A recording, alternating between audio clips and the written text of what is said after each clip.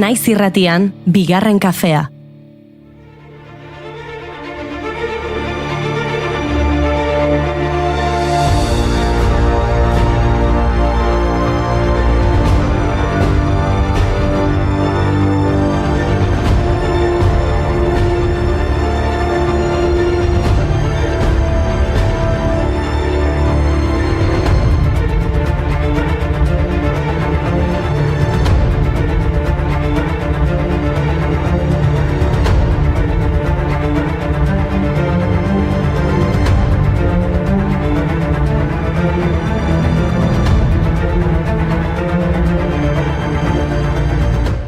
Egunon guztioi eta ongi etorri irratiaren bestaldean zaudeten guztioi, streaming plataformaren batean zaudetenak, sare sozialen bidez jarraitzen gaituztenak, hau da teknologiaren erabilera egokia egiten duzuen guztioi. Zergatik diogun hori, bada gaur munduko hainbat txokotan deskonexio digitalaren eguna ospatuko dutelako. Teknologiaren eta eguneroko bizitzaren arteko oreka osasuntsuari eusteko. Hiperkonektibitateak eta teknologiarekiko adikzioak ondorio larriak izan ditzake bai, baina aro digitala ez da txarra bere baitan. Horregatik guk gaur, teknologia bihotza goxatzeko erabiliko dugu. Bota lehenengo abestia Inigo. Ba ederra da,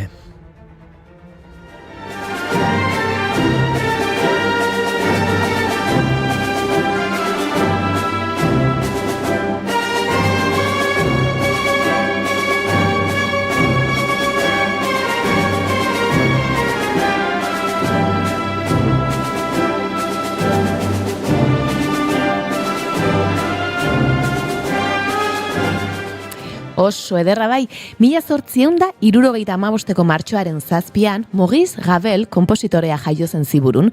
Entzuten ari garen boleroa da agian bere lanik ezagunena. Hasieran fandango izena jarri zion, eta balet koreografia moderno batez lagundua izateko konposatu zuen, baina berehala kontzertu aretoetan jotzeko pieza bilakatu zen. Eta nazioartean egin zen ezagun, 1928 urtean 4 hilabeteko bidaia egin zuen Estatu Batuetan eta Kanadan zehar, eta urte berean Ingalaterran egon zen, Oxfordeko Unibertsitateko ohorezko doktore titulua jasotzeko. Hala ere, ez zuen sekula bere aberria aztu. Honakoa, esan omen zuen La Gazette de Biarritz egunkarian, 1929an. Euskalduna den gauza orotan bada musika pikin bat. Ea Euskal Herria maite dudan, esango nuke, Euskal Herria baino ez dudala maite.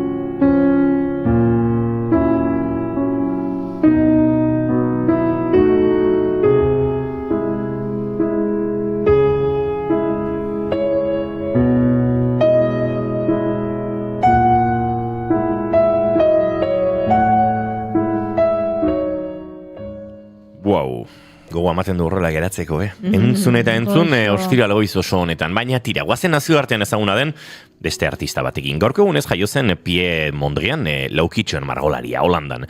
Bere ustetan, artea lerro zuzenen eta kolore garbien bidez irudikatu behartzen, hori zelako ordena kosmikoaren adierazpenaren simboloa. Marrazketa maixu gisa trebatu zen, eta 19. mende amaieran Amsterdamen une hartako talde artistiko berritzaileekin harremanetan jartzen hasi zen. Baina 1912an Parisera joan zen, eta han Leger edo Braque bezalako jende ezagutu zen. 20. mendeko arte berri eta zoroa deskurritu ziotenak. Hasieran kubista bihurtu zen aie bezala, baina pixkanaka abstrakzioarekiko interes handiago agertu zuen. Gerra handia iritsi zen eta artista herbereetara itzuli zen. Han, bere mugimendukide izango ziren Bart van der Leck eta Theo van Doesburg ezagutu zituen. Haiekin eta beste batzuekin, arkitektoak, diseinatzaileak, The Still aldizkaria sortu zuen. And I will come and rescue you. Lots of girls walk around in tears, but that's not for you. You've been looking all around for years for someone to tell your troubles to. Come and sit with me and talk a while. Let me see your pretty little smile.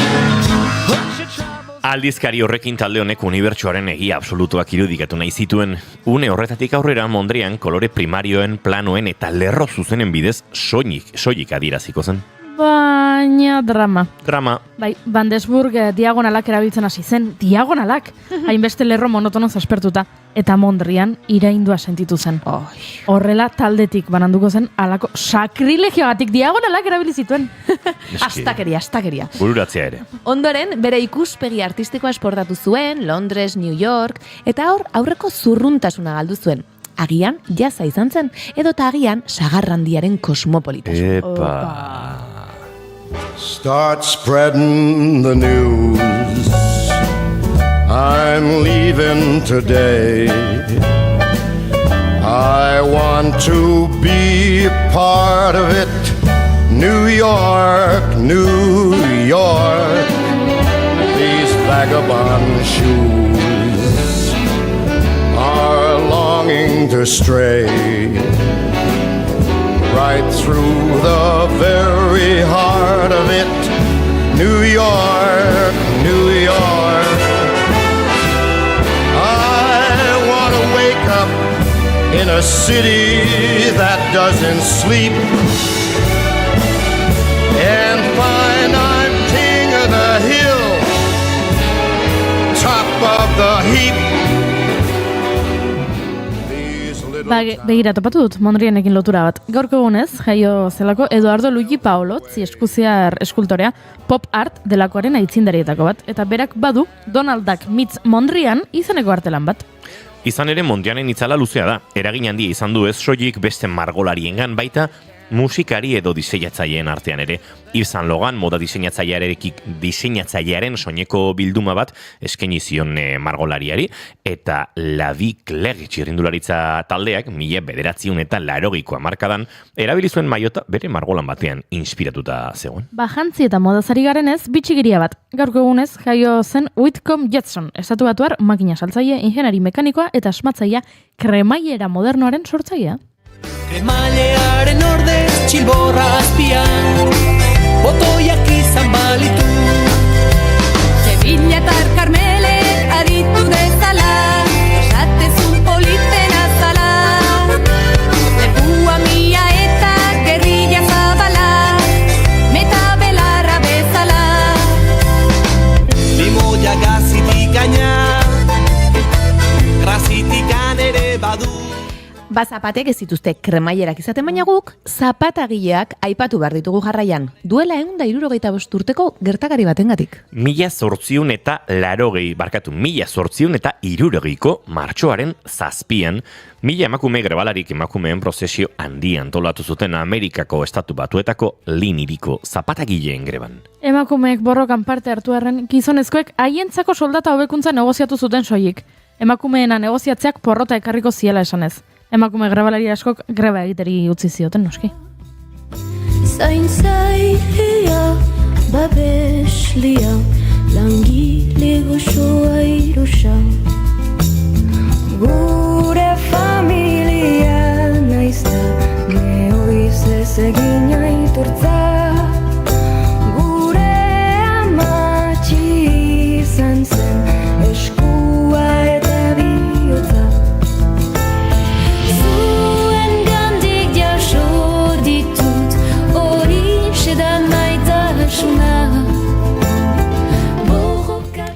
Eta bihar ere, milaka izango gara kalera irtengo garenak. Bihar, larunbata, martxoaren 8 emakumeen nazioarteko eguna izango baita. Aurten mugimendu feministatik faxismoa salatzera gonbidatu dituzte guztiek, baita indarkeria matxistaren gorakada arbuiatzera ere. Manifestazio nagusiak hiriburutan egingo dituzte goizean, Gasteizan 12 San Antonetik, Donostian 12 Antigoako tuneletik, Iruñan 3 Antoniuti parketik, arratsaldean Ordu batean Iruñan. Ui, zesan dut. 3. Ama, txamaitia. Ja, bazkal ordua. Bueno, Baionan 5 geltokitik, Bilbon 6 Jesusen bihotza plazatik, baina ez galdu zuen herrikoak, leku guztietan egingo dira eta. Ukitzen den gorputzoro, mintzen den bihotzoro da nirea Ustelduko zaitu, libratzen zaituzten kartzeletan Ustelduko zaitu, libratzen zaituzten kartzeletan Ba, horrela bai, asteko moduan gara. Egia da zure krimenen geriza. Bizina Intoxikazio digitalaz asko dakien gonbidatu batekin abiatuko dugu. Gainera, Unai Elordi Hidalgorekin. Eta kasu honetan, teknologiak ematen digun aukera aprobetxatuko dugu, pantailaren bestaldean izango dugulako Joldi Beristain aktorea kafe hutsa tartean. Eta nola ez, arte eszenikoen agenda elkarbanatuko dugu zuekin. Eta Kontxita, Beitiak azken hilabetean gertatutakoari bere begirada zorrotza jaurtiko dio. Bueno, badena prest, ezta? Ba, nik uste dut, asteko moduan gaudela. Hoxe. Aizue, martxoak 7 ditu gaur, eta ostirala da, ongitorri guztioi, bigarren kafera naiz irratian zarete. Animo, ostirala dela, dagoeneko ostirala da, bai.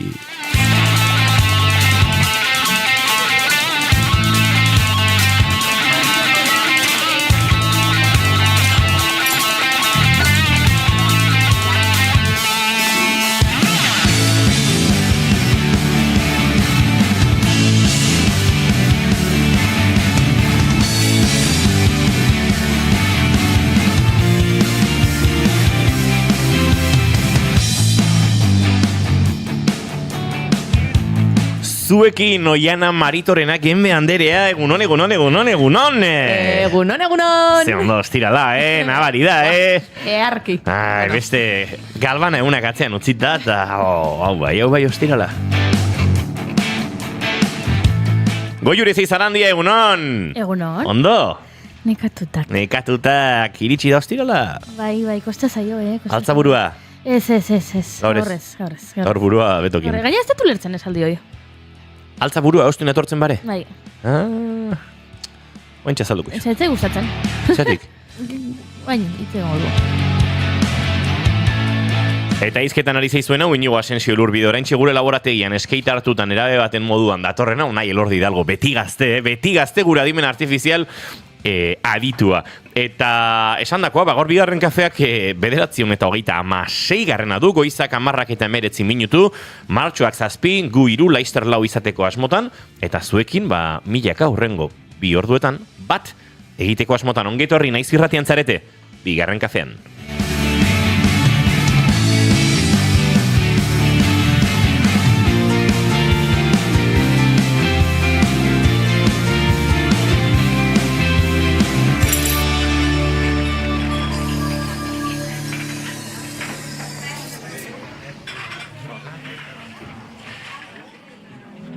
Dena daukat sobran guztia, saiau arren eltzen unea, iraganen pixu bilain naiz.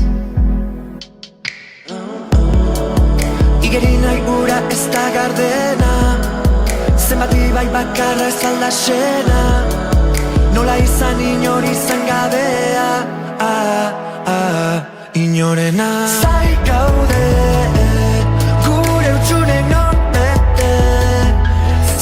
zu eta zerke errautxek sanoi dute.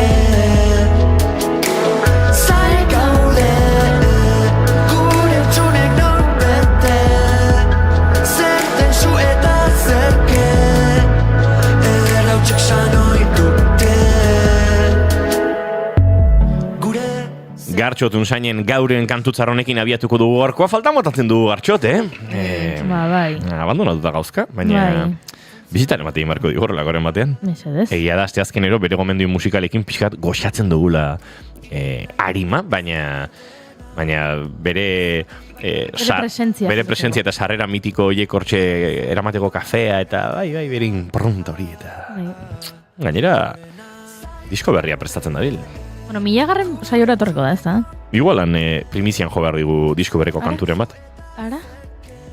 Portuko negu jode behar du. Zu ez egin spoilerrik. Eski dauka, nik kanturen bat entzun du dagoeneko eta Bai. Ez egin spoilerrik. Bale. Baina gero igual erakusten dizuet. Gartxote guztan badigu, erakusten dizuet. Baina mikrotik kanpon. Noski.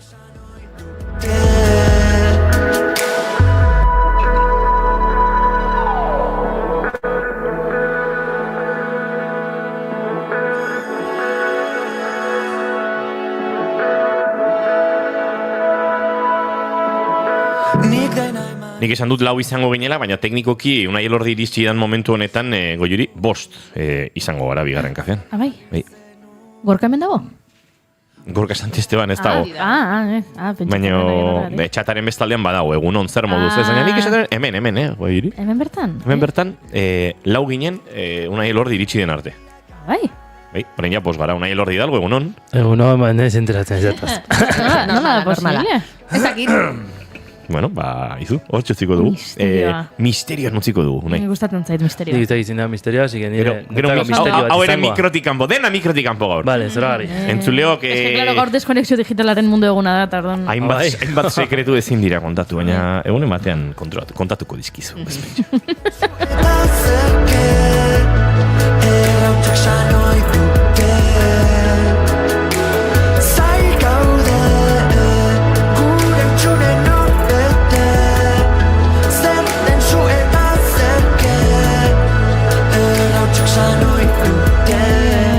Nik maite dut asko dauzkat, baina bat, esaterako, kantonekin esan ezintarrok ateratzen gara holtzara kontzertu guztitan, sutakerekin.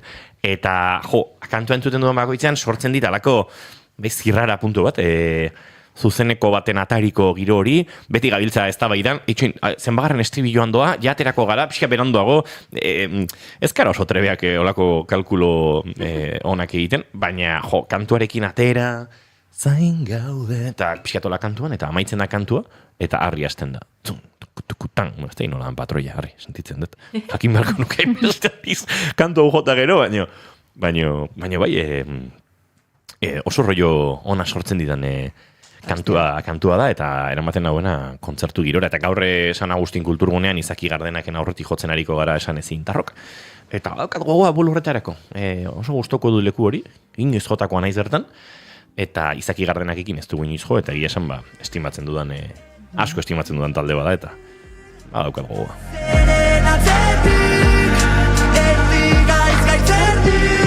Baina maite dute zaire badaukat, entzuleok, hemen nire mikrofonoa dago jarrita, beso, malgukidun beso batean. Malgukiak ditu, eta orduan maigainean hemen erdian oztopo bat euki beharrean, albo batetik dator beso luze bat. Horregatik batzutan entzuten duzue zaratau. Vale, ondoan malguki honek baduela torloju txiki bat bere erresistentzia maila kontrolatzeko. Eta mikrofono tamainaren arabera, erresistentzia bat edo beste behar du, bere tokian geldi geratzeko. Nik hau ajustatu nuen momentuan beste mikrofono atera biltzen nuen. Inorrek xehetasunik nahi balu, Rode Broadcaster izeneko mikrofono bat. Electro Voice RV20aren simulazio bat egiten duen mikrofono bat. Baina momenturen batean, hasi nintzen frogatzen Sennheiser 421 mikrofonarekin, dala gaur egun oianago juri eta irurok erabiltzen duguna. Berbera. Eta pixka bat gutxiago dauka. Eta ez dut topatzen tamaina hortako destornidadorerik. Bere garaian ez da egin hondik oso txikia da. Eta orduan, denbora guztia, beso hau, gorontzekako joeran dabil. Eta beti nabil mikrofona jetxi, eta mikrofona igo egiten zait. Eta jetxi, eta mikrofona igo egiten zait. Eta ez dut bat ere maite, beraz, aurrengo astean topatzen dudan. Destornidarea behingoz, eta urte eta piku beranduago, ajustatzen dudan, igual 2 urte dira mikrofonarekin nabiela. Beti nabil hemen borrokan berarekin. Besoa, lepoa luzatu, lepa luzearen moduan, eta berriz ere makurtu eta horrela. Eta ez dut maite, baina konpontoko dut. Oriote garen, zalantza beti, bihotzan tamainakua. Oiana Maritoren agenbe! Zein da zure maite duta? Bagia esan maite dut igabetorri naiz, baina... Pentsatu alduzu, Unai Elordi dalgo, goazen denbora emate Oianari. Ez esango dute.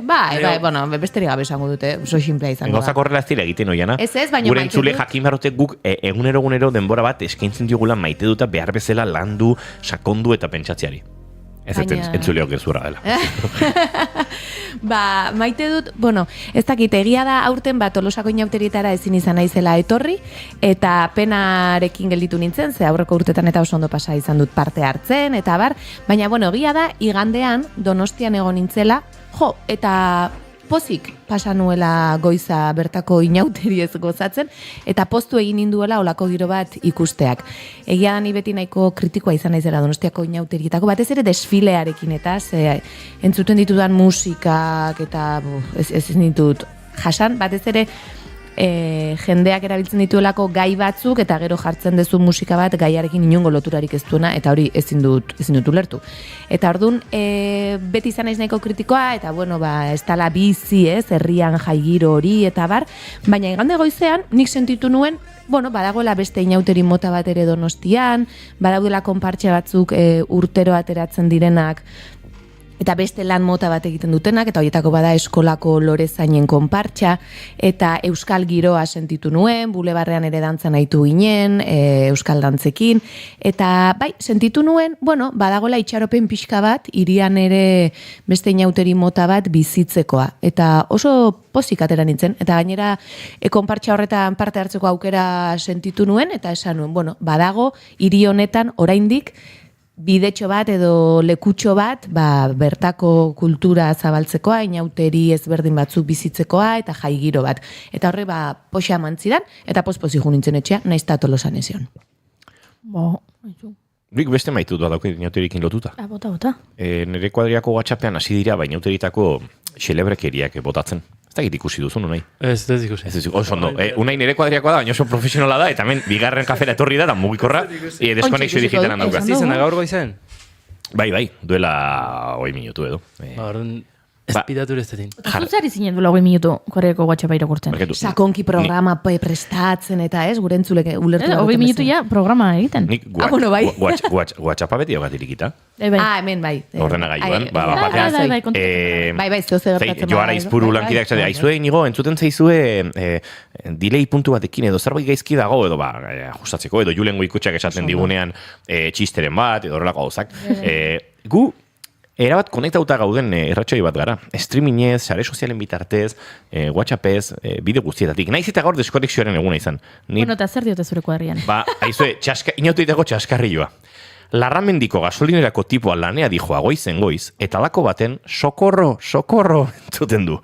Tipoa, behida zita alkantaria batetik, zan, total, municipalei deitu, arketaken du, bera jetxi, eta 19 urteko gazteizar bat, ia kantzontzilotan topatu zutela. Datuak gaizki daude historia horretan. Datu gaizki daude. Bueno, proposatu digute, bigarren kaferako elkarrizketa polita litzatekeela gazteiztar horri galdetzea, nola iritsi zen arketa hortaraino. Ez da gazteiztarra. Ez da gazteiztarra, nongotarra dago juri. Ez dut esango. Berez serioa da gaia. Gaia serio da, bale. Bai, oso serio da gaia. Inork ez du esan hemen serio eztenik. Beste gauza bada, gai serio batzuk barregurea sortzen digutela. Gaia oso serio da. Goiuri izena zure maite duta? Nere... Hola, serioa. Serioa, serioa da. Vale. Kontua da, irakurri dudalak aurre saldi bat inglesez asko gustatu zaidana. Dala. Pretty is not the rent you pay to live in this world. Hau da. Polita, edo edertasuna, ez da mundu honetan bizitzagatik ordaindu behar duzun alokairua. Eta oso ona iruditu zait, oso ederra iruditu zait, eta bazetorren gero hausnarketa sakonago batekin, ez? Eta interesgarria iruditu zaidana, eta emakume batek, idazle batek esaten zuen, bere feminismoa pasatu dela pentsatetik. Emakume guztiak ederrak dira, hori izan zela bere feminismoaren lehenengo urratsa, eta orain beste puntu batean dagoela, eta beste puntua dela, emakume guztiek daukate itxusi egoteko eskubidea. Eta horren jazta emakume guztiak ederrak direla, ez. Zuk itxusi, egon nahi bali baduzu, apaindu gabe, txukundu gabe, makillatu gabe, ia horraztu gabe, egon nahi bali baduzu supermerkatuan hori egiteko eskubidea duzula. Eta orduan oso interesgarria eruditu zait, etortuko dizuet, hau, Twitterren edo Ixasarean irakurri dut, eta oso eztabaida interesgarria gertatu da hor edertasunaren inguruan eta edertasunaren presioaren inguruan, eta benetan asko gustatu zaidela, edertasuna ez dela, edertasunak ez duela izan behar munduan bizitzeko alokeroaren prezioa. Dudari gabe. Polita. Oso... Baita gizonen zatere, ni emakume zatenez, baina noski, zazuk, itxusi egoteko eskubide guztia daukazu. Edo zein unetan. Badago zama sozialean, zama sozial estetikoan arrakala bat ere, generari dagokien arrakala bat, emakume hongan pixu gehiago dago noski, baina bai orokorrean gizabanakok itxusi egoteko edo gure estetikaren menpe ez bizitzeko eskubide daukagu. Guztiz. Segulako industria dago horren aurka egiten duena, baina Antxiko ziote lagun bat handik espaloiaren bestaldetik inauteri osteko aurpegi batekin oraindik. Eta eta ez zuen disimulatzen, aurpegiaren bere keinukera zan, haze merla daramadan oraindik bizitzan. Aizu, nekatuta gaude, begi zuloak dauzkagu. Galtzetan zuloak dauzkagu. Batzuk beste baino gehiago. Baina gertatzen dira... Nik inoteria horretik galtza guztiak eraman nitun jostunaren era, zuloak eta konpontzera. Besteren batek ere inbarko luke igual. Besteren batek egin beharko luke baino. Bueno, utziko diogu oraindik eguna. Hori, itxusi egoteko eskubidea daukagula. Edo zein unetan, ez gero gaina batzuetan, etxen zaudenean edo zein piurakin ondo zaude. Supermerkatuan edo zein piurakin ere, ondo zaude. Hoxe, zan nik nire gorko maiteuta eta nire gorko larrikapena. Bai. Unai, Elordi Hidalgo, zure maiteuta falta zigu. Oso ona, Goiuri? Badaukat maitetuta eta maitetu ez da. Hau da, oantxe esan dezu, sartu nahi zenen, eskeitakin iritsi nahi zela gazte pinta horiekin. Bai. Eta egia da, nik eskeita erabiltzen dut garraio bidea bezala, ze ez dut eskeitak handatu beharrik. Osea, ez daukat beldurri bizikleta lapurtuko jaten, edo ez, orduan, muitzerako garaian, oso libre sentiarazten hauen garraio bide bada, eta badauka arrisku puntu hori, ez dauka frenorik. Orduan, badauka emozio puntu hori, eta horretaz gain, egia da, aurrera zoazenen, asko aurreratzen dezula, korrika baino gehiago aurreratzen dezu. Eta gainean daukaten surf skate horrekin, zure gorputzaren mugimenduarekin ez dira zuzertan hankei eman behar. Jarraitu iten dezu denbora guztian. Osea, ez dezu lurra ikutzen nahi badezu. Eta horren dauka, beste emozio puntu hori, horren berez, surfa egiten ariteko bazina bestela egiten dezu lorrean, ez? Eta ni, txikitatik izan naiz flipatu bat, beti. Eta ondo hartu dut. Hau da, mirestu izan dut beti gauza berezia, edo ez dai askotan fijatzen naizen pertsona naiz, eta gaina beti izan dut gogori probatu alizateko, ez? Eta askotan ikusten dut, badagoela beste gizarte zati bat, non zuri 40 urtekin ikusten zutenen skate baten gainean, bidatzen zu aurpegi batekin, zeiten dezu horren gainean, ez? Esaten, zuia ezea pixka bat zaharra horretarako. Eta nekatu ite pixka bat esaten dut, nik asko divertitzen naiz hemen da, ez diazu lurrean ikusiko, badakit ibiltzen, ez? Eta orduan, maite dut pilat garraio bide bezala oso optimoa delako, eta bide batez disfrutatzen delako pilat, eta sentitzetelako lurra surfeatzen ari naizela, ez? Eta gero beste alde batetik daukat maitetu eza, eta hau gaztera jun beharren zaharrera joten ari da. Hau da, oain ume badaukatela, ezin eta aguantatu jendea bizikletan ondotik kriston velozidadean pasatzen. Ezin dut. Ze, nire alaba oinez doan momentuetan, nire alabak ez ditu gauza, ez nuke esango koherentek, baino beti bere jokaera ez da prediktiboa. Batzutan boitu da hori da. Bi urteko ume batek, mozkorra balia bezala ibiltzen dira. Orduan, horrela ibiltzen dira, eta askotan pasatzen dira, bizikletak oso azkar, da igual, bizikletan doana ez da konturatzen, ulertzen dut. Baina, irutzen zait, geroz eta bizikleta gehiago daudela, eta guraso bezala askotan beti tensio puntu batean gaudela, ez dut nahi gure alaba edo semeak mina hartzea, eta batzutan, asarretuten naiz, eta esatet, zahartzen ari nahi. Horren, bi aldetatik daukat bai. Orduan egarriak denak ziren bat, maitasun gatuaren zat, txantxoa datorren eskubia, marinera erlandara doa.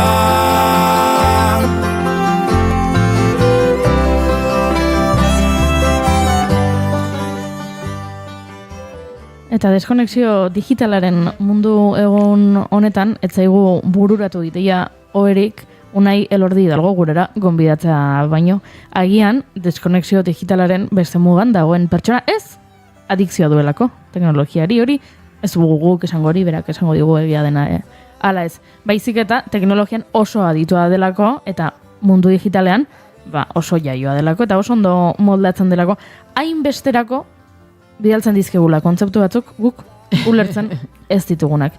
Gaur, neuroirodi konputazionalak izango ditugu izpide, uste dugu hori aurreratu digula bintzatu nahi Elordi Hidalgok zeagian, kontzeptua bera ere gaizki esaten ari gara, baino kontua da, hemen muinean dagoena da, teknologia erabiltza, depresioa detektatzeko. Eta hori izango da gaur gure hizketa gai, gure eztabaida gai, eta oso interesgarria da, ze depresioak badakigu tamalez jende askori eragiten diola, depresio mota desberdinak daudela, eta bueno, badirudi teknologiaren bitartez, garatu daitekela sistema bat depresioa atzemateko behintzat, baina nik baina asko zabeto azalduko digu, Unai Elordik, egunon Unai.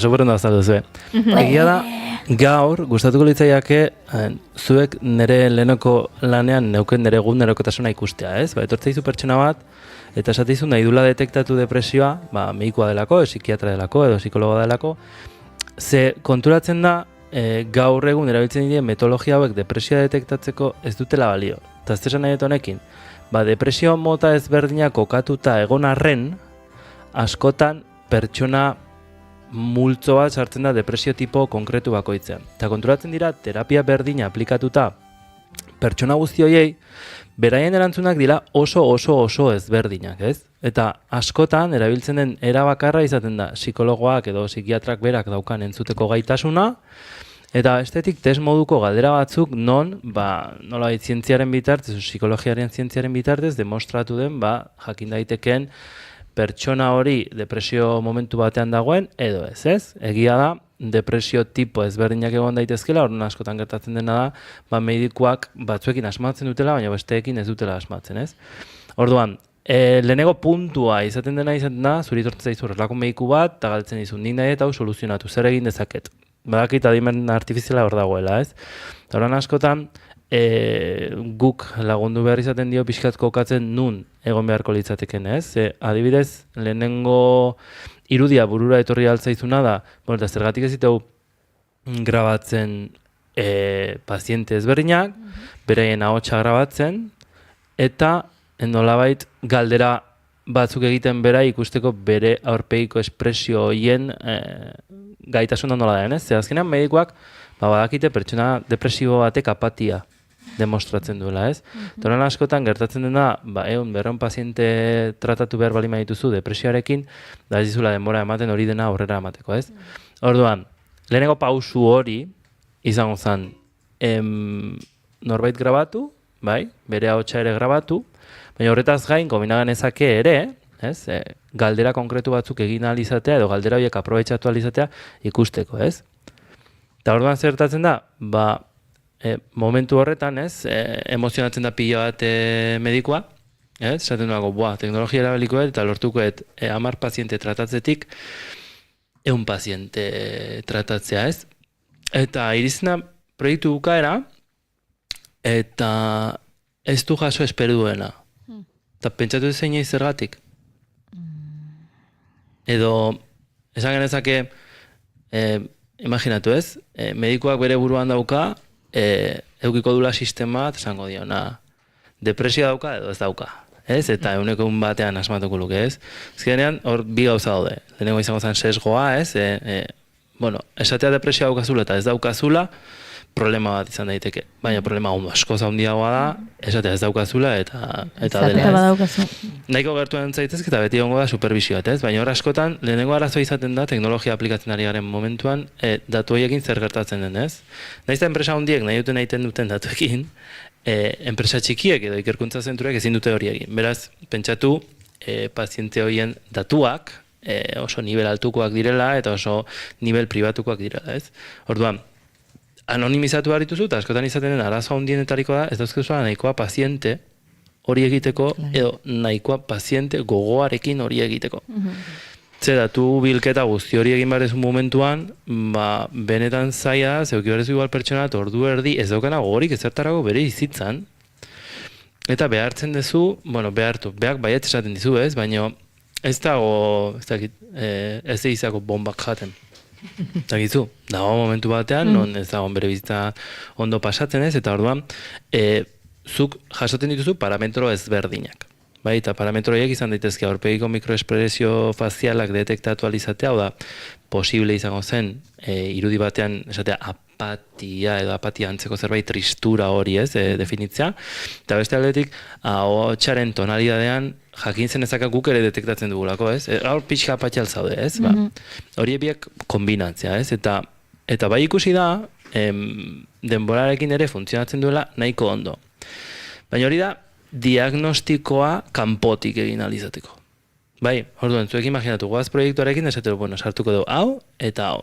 Baina oraindik beste ikerketa zati bat gertatzen da, hau da, garunaren barruan zer gertatzen den. Ez, ze gu ari gara kanporakako interakzio guzti hori tratatzen, seinale guzti hori tratatzen, baina irizten garanan puntua, gaur dauzkagu biera, ez? Bat izango zen resonantzia magnetikoa egitea, oso garestia dela, eta beste izango zen burezurra zulatzea eta hor sensoreak sartzea. Vale. Burezurra zulatzearena kenduko dugu. Bai, zuzenean, ez? Hori, zuzenean kenduko dugu. Jo, oizarte izin da, ateratzen ari zinela. Lehenengo zulo egin dezuta gero. Lehenengo kanporakan induan, nola ditu da ez? Piskat reverse efektua. Oso invasiboa da, arriskutsua ere, eta askotan ateratzen den informazio guzti hori igual ez da horren beharrezkoa, ez? Kontutan hartuta ze arrisku asumitzen ari garen, ez? Horren badaude beste bi aparatu, ez dizuten esan, lehenengoa izango zen, esan dudan bezala, resonantzia magnetikoa egin alizatea, eta beste izango zen BMI bat, Brain Machine Interface bat erabiltzea da. Kasko bat, eta kasko horretan kanporaka neuronak ateratzen dituzten radiazio guzti horiek kapturatu alizatea. Zein da horren arazoa? Ateratzen ditugun seinaleak nahiko ahulak dira, orduan tratatzea zailagoa dira. Orduan, nora nahi iritsi? Neuroirudi konputazionalera. Hortzagoen kontzeptu potoloa. Inork ez dakit pasa zaio, baina, bueno, posibilitatea dago batzutan ospitaletan, zure resonantzia bat egitera juten dira ez, eta zure kasu honetan zure zerebroaren irudimentzioko, 10-15 minututan, irudimentzioko egitura ateratzen dute ikusteko nola dagoen zure zerebroa eta zure neuronak nola dauden, bai. Eta orduan, atzo, egon nintzen hitzaldi batean, neuroirudi konputazionalari buruz, esplikatu zuen, neuronak berez karretera batzuk bezala diela, eta orduan nolabait zure karretera mapa bat egiten duela zure egitura neuronalak, bai. Gertatzen dela, dirudienez behintzat, 20 urte arte zure egitura neuronala aldatzen juten da asko, bai? Eta azitzen eta indartzen eta hartzen du indarpuntua. Eta gero, 20-etikan 60 ez da gehiagi aldatzen, bai? Baina gertatu daiteke da, zuk egin duzun karretera guzti horiek matxuratzea, egituralki, bai? Horban, gertatzen dena, neuroirudi konputazionalak egiten duena da, batetik egitura hori analizatu, eta bestetik dauka beste irudi bat deitzen zaiola funtzionala, hau da, neuronen propagazioa begiratzen du hemisferio desberdinak erabilita. Eta orain dator zati zaiena, Nola koño iten dute hori, ez? Nola lortzen dute irudi baten aktibitate guzti hori kalkulatu alizatea. Oxigenazioa hartuta, ez? Elektroimanen bitartez lortzen dutena da oxigenazio dentsitate hori hartzea definitutako azalera guzti horietan, regio guzti horietan, eta orduan gertatzen dena badakite zer zenekin konektatzen ari den. Bai, baina horrek ez du esan nahi, eta batzutan igual jendea agoiatzen da, ez? Da esaten dugu, eske badakite zertan ari gan pentsatzen. Ez dakite. Dakitena informazio hori nondik nora doan, eta jasotzen den seinale hori ez da seinale diskreto bat. Hau da, seinale kontinua bada eta oxigenazio nivel bada, bai? Baina horrek esan nahi du, badagoela interakzioa hemisferio konkretu batzuekin, eta horrela ematen dizu posibilitatea beste puntu batera iritsi alizateko. Hau da, zuk hasieran zure karreterak dauzkazu oso ondo, adibidez, Alzheimerra baldin badaukazu, problema egitural batetik hasten da, bai, eta funtzionalera bueltatzen da. Mielinak izeneko, neuronetan, omen daukagu grasa bat bezala, deitzen dela mielina, eta degenerazio oso altua denean, mielina hori deterioratzen juten da, zure neuronak agerien ateratzen dira, eta izorratzen dira, eta esan genezake, 8an gertatzen den bezala, tasko batzuk gertatzen dira, eta orduan gertatzen dena, beste norabide batzuk hartzen dituztela neuronak beste bide bat egin alizateko. Orduan, adibidez, N baten, andoainen, ohikoa den bezala, istripu bat egon da, eta kristo guztia bilabonatik juten da. Bai, eta ze gertatzen da hor? Gertatzen da kriston saturazioa, ez? Horren, arizia sobrekargatzen beste karretera bat, momentu horretan importante gertatzen ari dena, ez? Eta orduan, jutentzea analizatzen benetan pertsona horren karreteraren trafikoa nola doan, ez? Eta orduan lortu zutena izan zen, neuroirudi konputazional hau erabilita, ez bakarrik Alzheimerra zeuken jendea begiratzea, baizik eta eskizofrenia zeuken jendea eta depresia zeuken jendea. Eta hori nola egiten zuten, karretera horren trafikoa benetan ondo analizatuta. Orduan, bueltatuta berriro atzera, kasu honetan edukiko genituen 3 parametro oso garrantzitsu, ez? Eta gogoratu beti, Europatik €1.000.000 emango dizkigute, inventatzen ari naiz, bai? Eta esango dute, nik nahi dut, zuk depresioa atzitualizatea behar den bezala eta presizio altu baterekin, eta gero horri machine learninga aplikatu alizatea, eta gauza guztiak, ez? Orduan goaz. Mikroespresio fazialak detektatu ditu, prozesua definitu dugu, esan dugu detektatzeko depresioa daukan edo ez, eta gero neuroirudi konputazionala erabili genezake, ikusteko benetan pertsona horiek tratamendu berdina erabiliz, ze nolako reakzio dauken pertsona bakoitzak funtzionalki. Bai, horra iristea momentuan, daukazu beste arazo bat, pertsona bakoitza desberdina, eta momentu berdinan, galdera berdinak egin behar dizkiozu da. Askotan, eta hori justo hitzaldia bantzuen pertsonak indizketan egon hitzan, esan zian, zer da normal egotea zerebroan, ez? Zer da lasai egotea, ez? Dalai Lama izan bat ez du lasai egoteko. Edo, askotan nik galdetu nion momentu hortan, eta zer gertatzen da, bai, ulertzen dut, gure bizitzan, gure burua entrenatu behar deula, ez dakite brain games eta horrelakotan, memoriako jokuetan dago lasten, da zer gertatzen da pentsamenduekin. Ez, askotan, pentsamendu zirkularrak izaten ditu momentu guzti horietan, edo pentsatzen duen lasai gaudela, ez? Eta zer gertatzen da, ze ni neurtzen ari naizena, horatu oxigenazio maila besterik ez da, hau da, hemisferi desberdina dauzkau, baino, lortu nahi duna ikusi benetan badaukagun gaitasuna, eta hau klabe da, korrelazionatu ahal izateko 3 puntu horiek.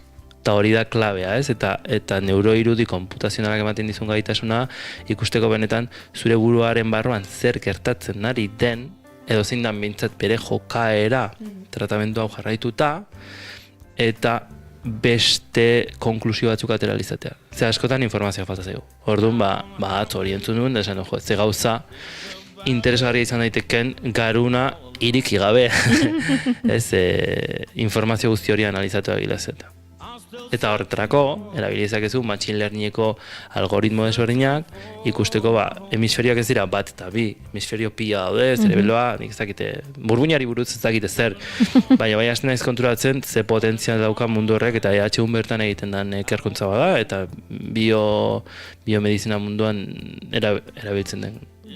Gauza garrantzitsua da, behintzat. Izugarri da, nik egin nuen behin ikastaro bat neuromarketingaren inguruan, eta ikastaro trinkoa zen, baina ordu batzukan egon ginen Donostiko enpresa batean, eta probak egin zituzten, publikotik jendea hautatzen zuten, eta jartzen zioten buruan, elektroencefalograma bat izango litze bezala, eta irudiak jartzen zituzen, eta orduan guk besteok ikusten genuen bere garunak nola erreakzionatzen zuen irudi horiek ikusitakoan, eta orduan ikusten genuen, zer ikusten zaukan baita, tristurarekin, ze irudik garuna jartzen duten triste. Eta hau zen gero erabilera kapitalista egiteko honekin, guztizko erabilera. Baino oso interesgarria zen ikustea, mikroespresioak eta horren bitartez, nola, irudi batzuekin, makinak, eta zuk kanpotik ikusten ezaken, tristura eragin dio pertsona honi irudi honek, eta oso interesgarria izan zen, ze, eske garuna da mundu bat, apartekoa, eta... Eskerrak. Eso nahi dut, askotan esaten dela baita ez, garunaren eguneko gutxi erabiltzen dugula, berez potentzial asko zondiagoa duela, eta, oso interesgarria da, eta erabili balin baditeke teknologia, depresioa lantzeko edo antzemateko, kriston aurrera pausua da. Egia da, puntu hori da, oso garrantzitsua ze, nola definitzen dugu zerbait tristura dela, ez? Hau da, egin genezake aldaketa hori, ez? Sensore batzuk jartzen diteun momentuan, sensoreko zati batzuko regioetan, zuk esan dezu bezala, elektroencefalograma edo BMI horietakoa jartzerako momentuan, aldaketa bat egon da, eta gukite, aldaketa bat egon da. Asko da izan dena oso zaila, emozio bat bestetik desberdintzea antzekoa denean, ez? Hau da, tristura eta apatia edo decepzioa desberdintzea oso zaila da. Mikroespresio fazialetan, oso. Zeratikan diskriminazioa delako oso zaila da. Ni konparatuko banu, irrifar bat eta tristura bat oso erraza da. baina apatia bat eta neutraltasun bat edo apatia bat eta tristura bat ez balima ez espresio asko esageratzen, oso zaila da askotan izaten dira oso momentu txikiak eta oso zaila izaten da desberdintzea. Horregatik esaten duen hasieran proiektu hori definituko genu bakarrik mikroespresio fazialak lagunduko ligukete konfiantza gehiago ematen ateratzen ari garen konklusio edo helburu horiei, ez? Eta askotan konturatzen naiz, horretako makina jartzen dizuen momentuan, aldaketa bat ikusten, hola, ke pasada, ez? Eta, bueno, bain edet jakin, ze desberdintasun daun, decepzioa daun pertsona baten ikusten dezunen, ez? Eta agian etzen horren erraza izango, ez? Eta askotan zientziara zientzianaritzaren pentsionak ere, badakigu momentu konkretu batzuetan kriston salto politak egin ditzazkeula, baina beste momentu batzuetan oso zaila izaten dela, eta oso gogorra izaten dela ikustea, batzuetan aurrerakuntzak ematen duela kristona dela, eta zuk egunero egiten dezula, eta beste momentu batzuetan ematen duela ez daudela ez egiten, edo lortzen ari zaren horrek benetan ez duela merezi, iristen da puntu bat, ez, tesi batean adibidez, esaten zuela, azkenean lortu nun, ez, lan hau guztia egitea, eta uste dut, bere parte ona eta parte txarra daukala, beti dela emozionantea, zuk erabakitzen dezu zertan nahi ezun lan egin, eta oso politia, baina beste alde batitea daukazu beste hori ez. Presio ekstra hori, esaten nula beti garatzen, egon behar duzula.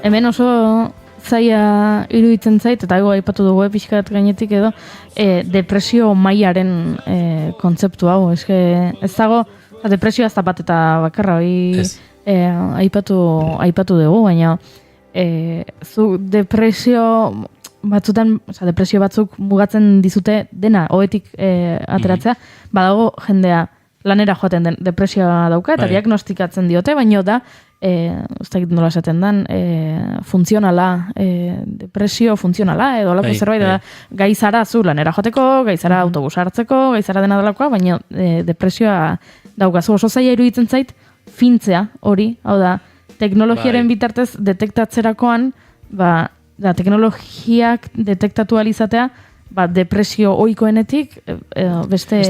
Egia da, azkenean, hori analizatzen ari zaren momentuan, lehenengo depresioa daukaten pertsonaiek ezin dira medikatu. Bestela ez du balio. Claro. Zure burmuina, azkenean neurotransmisorak liberatzen dituzunean, pertsona sano baten burmuina daukazu. Horrek esan nahi duna da, nahiko demostratuta dagoela depresioa daukazunean, zure burmuineko zati batzuk asko oxigenatzen dira eta beste batzuk ez, eta orduan ja badaude patroi batzuk. Patroi jarraitu daitezke ikusteko benetan depresio general batetik ze depresio puntutaraino iritsi zaitezken, ez? Eta normalean izaten dena da, dirudienez, eta oso era brutoan esango dutez, baina zure zerebroa itzaldu bezala egiten da.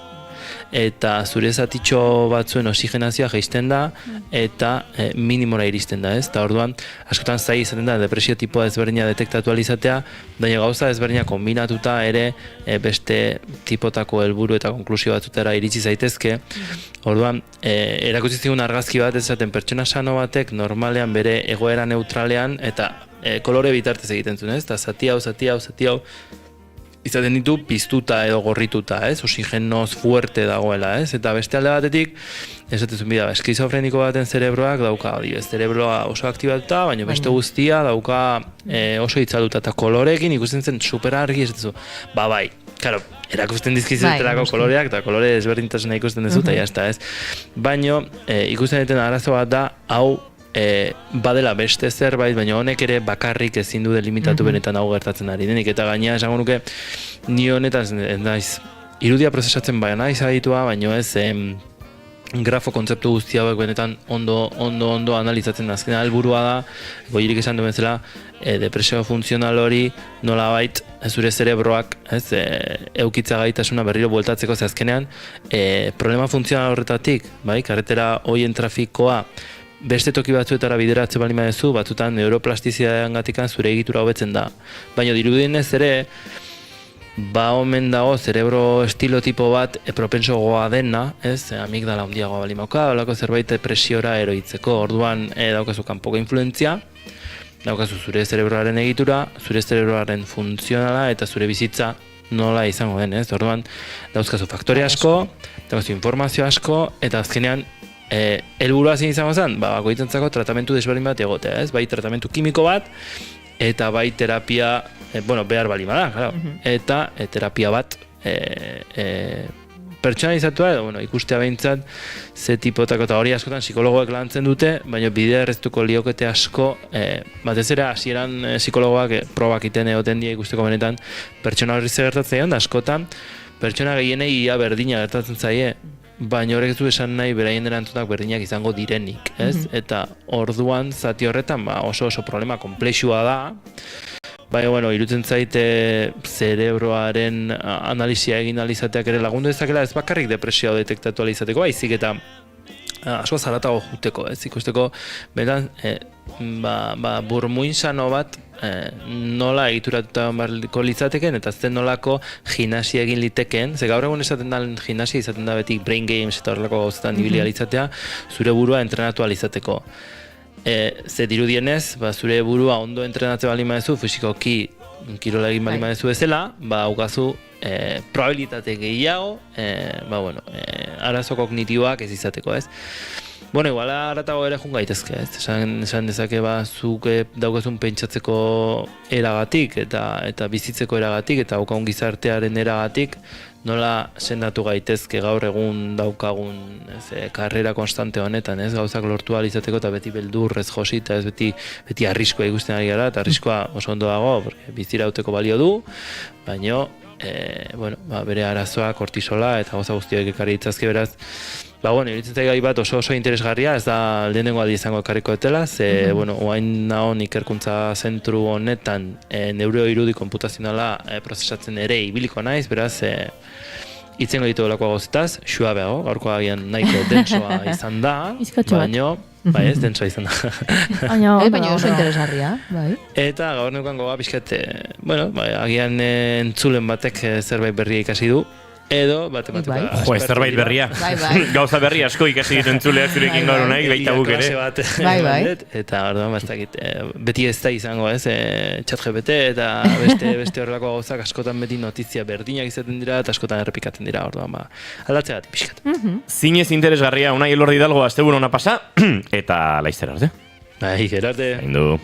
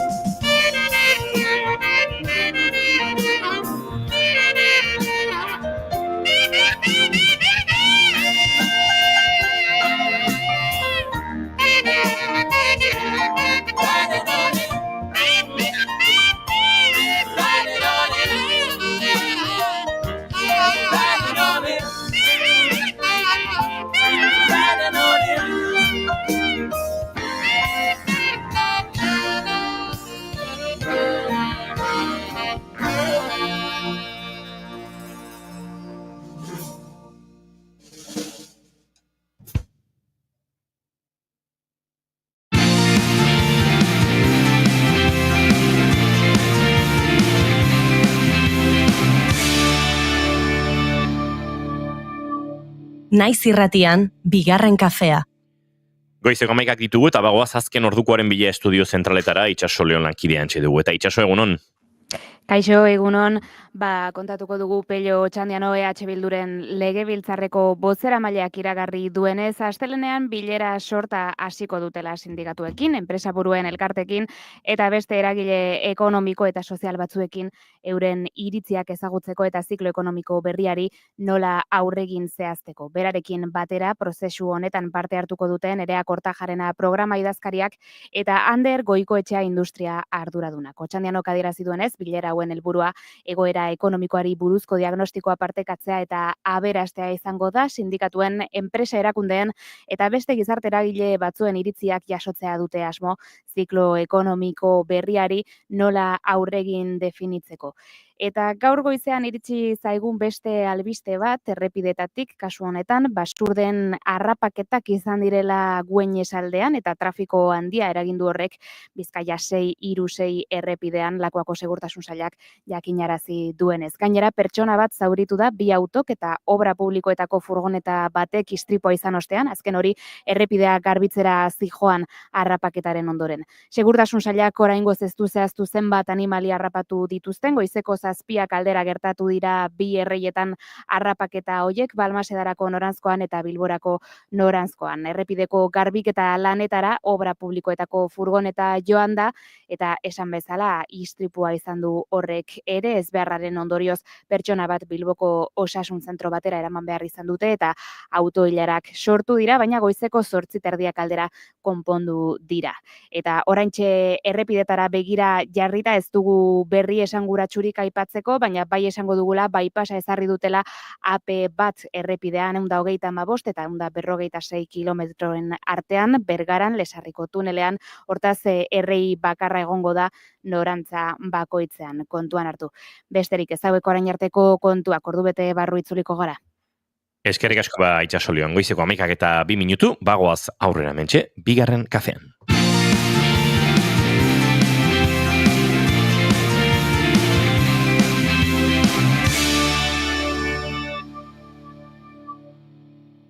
Bigarrenak ez direlako beti okerragoak, bigarren kafea. Naiz irratia entzuten ari zara. Bilbo aldea, 92.2. Gasteiz eta Arabako lautada, 91.5. Donostialdea, 93.8. Gernika, 96.7. Leitza, 95.1. Bortziriak, 103.1. Urola, 91.8. Goierri, 102.2. Legazpi, 94.6. Naiz irratia.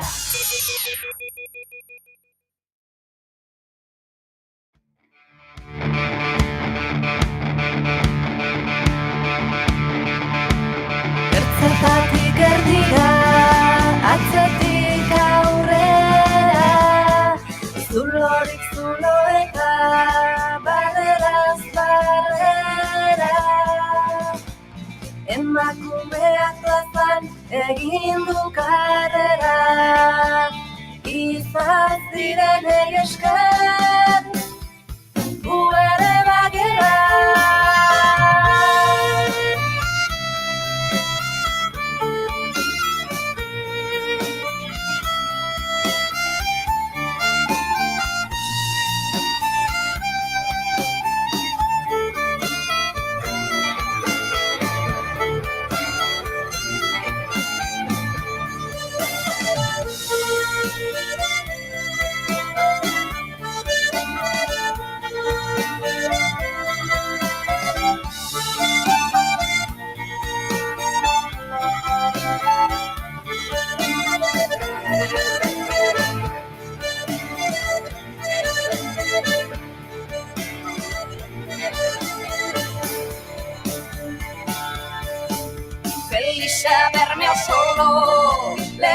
Goizeko 11:05 minutu bigarren kafean naiz irratian eta aspaldiko bisitaren zain genbiltzan eta Kontxita Beitia telefonaren bestaldean dugu dagoeneko. Kontxita, egunon eta ongit horri berriro bigarren kafera. Egunon danoi. Egunon. Eta, bueno, hemos pasado dituzue inauteriak. Primera, baiet. Zer esango dizu? Inaute beti honak. Bai, egia esan oso ondo ibili gara, eta bai, ezin kejatu. Nik berriz ere hasiko nituzke, bihar bertan. Nik ez, Bai, Ez, nik deskantxoa behar dut, Nik orain hasi zait. Esan Kontxita. Deskanso pizka bat ikuste behar dala, Nik uste gainera tolosakoak izan da. Bai, Derrigorrez. Horrez dago deskansoik, Nik orain hori ze gauza, segitzen dezuite izaten, Euskal Herriko nik uste dut, inauterietako buru. Nafarroa alde batean utzita, momentu hontan. Porque Nafarroko inauteriak ikaragarrizko nortasuna dute. Bai. Izugarri gustatzen zait. Tolosakoa daukaten bezala. Nik uste dut zure badezutela nortasun berezia. Tolosako inauteriak edo Donostiko inauteriak ez dute zeikusirik. Ez? Noski ez, bakoitzak berea du. Nik ez dut nahi izaten gure inauteria gehiagi goraipatu. Alegia, bai goraipatu, niretzat munduko inauteria honena dira, nik ez dudala nahi izaten gure inauteria alderatu. Goraipatu bai, Tolosako inauteria ikarraga iruditzen zait, baina gero hau edo beste baino hobea den eta hau eta egia esan, nik ez dut ia beste inauteririk ezagutu. Nik Tolosako inauteria soilik ezagutzeko aukera izan dut. Inoiz pasadan Lizartzako inauteria asteburu lehenago izaten delako edo, baina, orduan, ez daukat alderatzeko inungo referentziarik, eta ez da... Ez dut alderatzen, nik esaten dut desberdintasunak, desberdintasuna dirala, ez dut alderatu nahi, baina nik uste detan mundu guztia kalea teatzen zeatezuek. Eta horrek ematen du, eta herri askotan ere bai, eta Nafarroko herrietan ere hori gertatzen da. Herri osoa teatzen da la kalera. Eta horrekin bakarreki ja ematen zaio horrelako, ez daki, denon arteko batasun bat iritsi zeratela gauza askotan, eta auskalo, gero behar bada horrengo gunean ezarrak ere sortuko dira. Baina oso impresio ona ematen dezute. Kanpotik begiratuta oso ona. Beraz, Tolosatarrak zeatelako, Tolosarrak, gora zuek, Gora zuek eta gora inauteria. Eskerrik asko Kontxita, nik egia esan, gaur nabaritzen dut pixka bat nekea dagoeneko, baina aste arte gauean nengon berriz ere zaldunitara itzultzeko, igandea buklean sartzeko. Indarrez amaitu nituen. Egia da, gerora etortzen dela pixkat, egunak pasa ala orduan etortzen dela pixkat galbana, baina... Bai, noski. Baina, bueno, oso ederrak. Orokorrean ikuste dut oso ederrak izan dira laurtengoak. Ikuste dut enbestainoko bildurrak eta enbestainoko gauzak sartzen dizkigutela, laizter etorriko dela ez dakizer eta prestatu behar dela lehen. Gogoratzen zatea azkenengo aldiz hitz egin genunean armamentuari buruz hitz egin genuen danak asarratuta. Azkenean zeinekin asarratuta badakigu gainera, ez? Baina, eta gaur ere hortik hasi abiatu beharko genuke, eta gaurko guztere gaia kalean eta hori da berriz ere. Eta beste goza batzu hitz egingo dugu, Oso ondo. Eta gauza poli batekin hasiko nahi, pensatzen dut ikusi dezutela, bueno, herri urratxe erako, azenolako abestia, eta Pello eta Pantxoa eskuratu ditu berriro. Bai. Bueno, ezakit oso polita iruditu zait, Nik ia gaurritzean jasodeanean soinu bat mogikorran, begiratu dut, eta nire alabak ia bialdudiala abestia, eta esaten de, bueno, etxeparekoak antxe daude prest. Eta, bueno, ez dakit oso polita. Eta azken dantza, niretzako da abestirik politenetarikoa, oraingo musikan sartu beharrekoa gaina. Eta, bueno, egin duten, ez dakit, zuek ikusita daukezuten, zen nolako dantza egin duten, eta nolako dupla abestu da ekin. Senpereko lakuaren erdigunean kokatu dira, eta... Kanta baino, interesgarrigoa, grabaketa eguneko bideoa, ze hori ere elkarbanatu dute, haze komeriak grabatzeko, Bai, ze zaila. Baina, ze ederra izan da, bueno, hori niri iruditu zait oso gauza polita izango dela, eta denok abestuko dugu, denok dakigu abestia, odoinua behintzat, naiz eta gero beste aldaketa batzuk hortartean egon, baina oso ederra.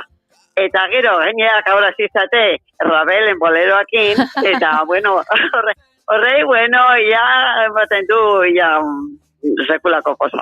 Ederra da. Bai, eta gainera, ni Rabelek jotzen zuen piano berberan, emaziaten egun batean aukera jotzeko.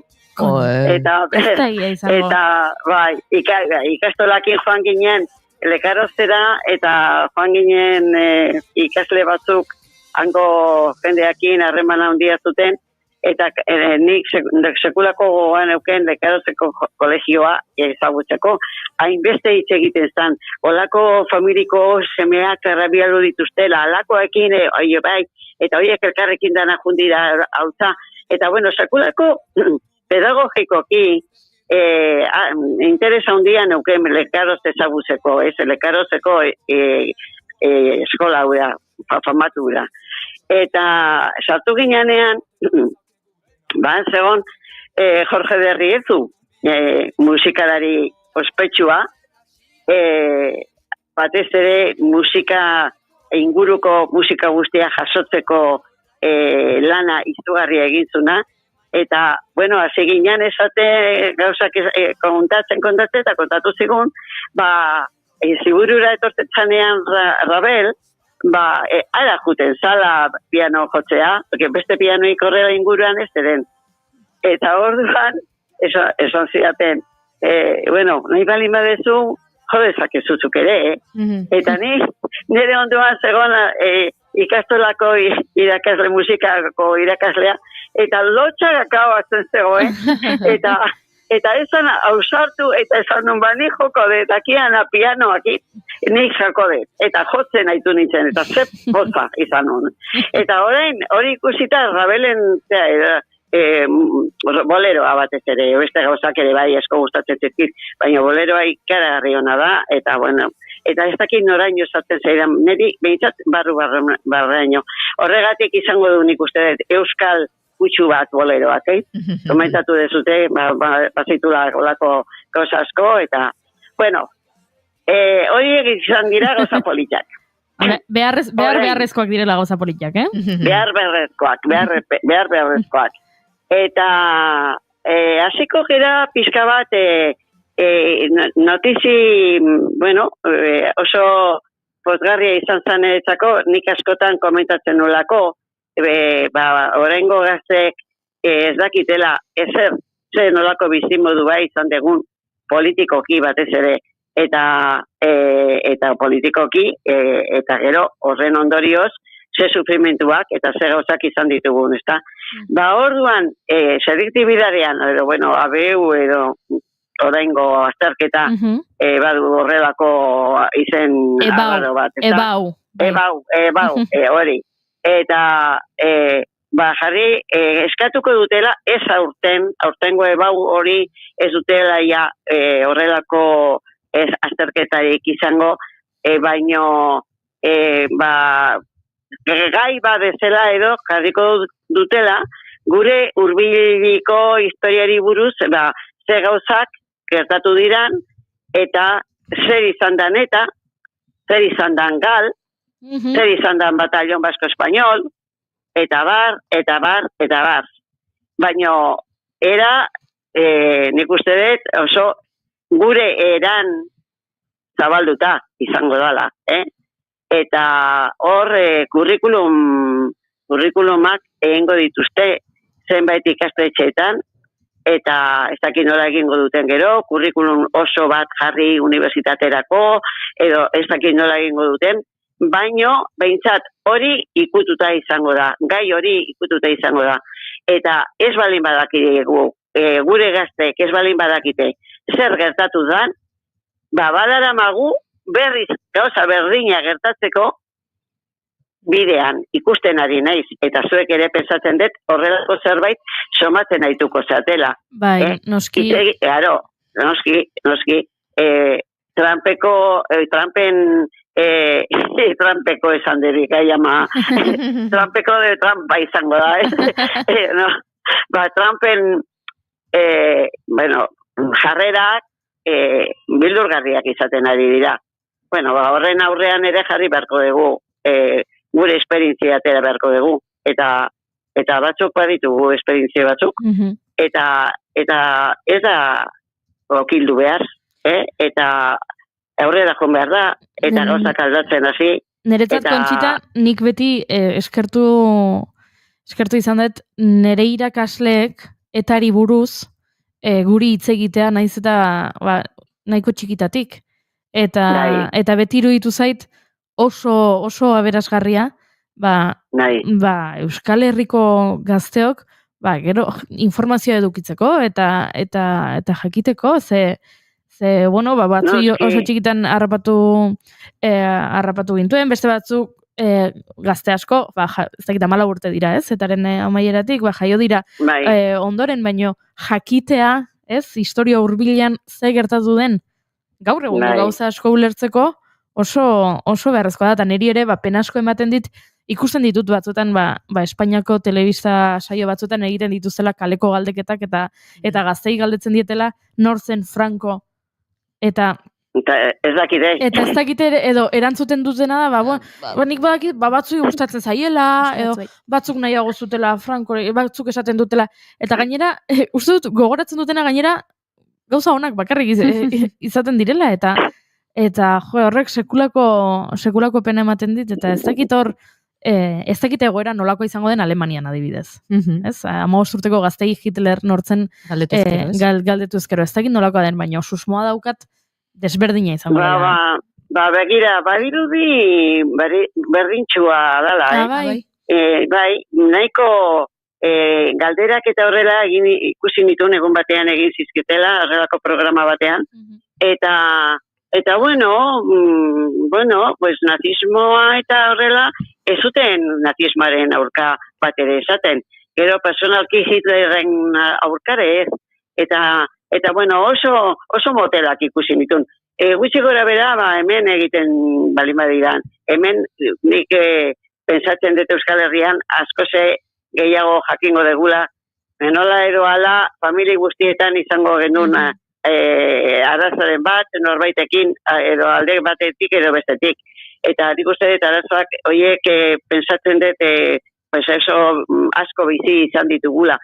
Baina hori behar bada familie batzuetan, beste familie batzuetan gauzak estali egin dira, Eta orduan ikuste baztertuta utzi dituzte bere etxeko jarrera guztietan, ez inorren aldea jartzeko, ez aipatu gure egiteko, eta zuek eskolara jutezate ikastera, ikastolara jutezate euskara lantzea, hori baino hortik aparte ez errez, baina hori gure realitatea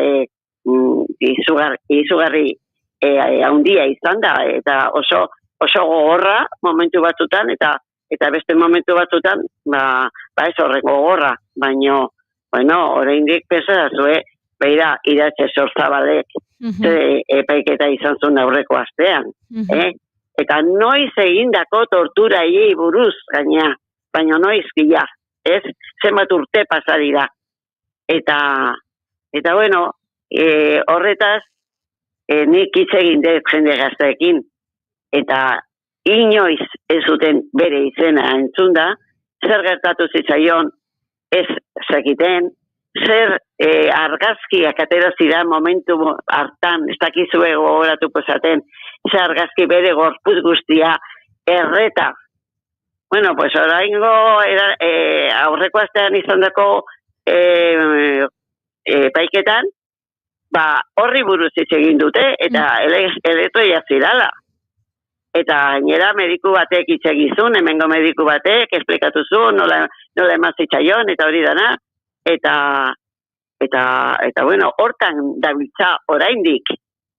Eta oraindik espetxean dago, eta espetxean sartuta, eta hemen, Hernanin, eran egun egin genion, nola baiteko, bilera bat, emakumen etxean, etxe feminista edo deitzen hortan, eta hor bildu ginen emakume batzuk, ni beti bezala zerrena, baina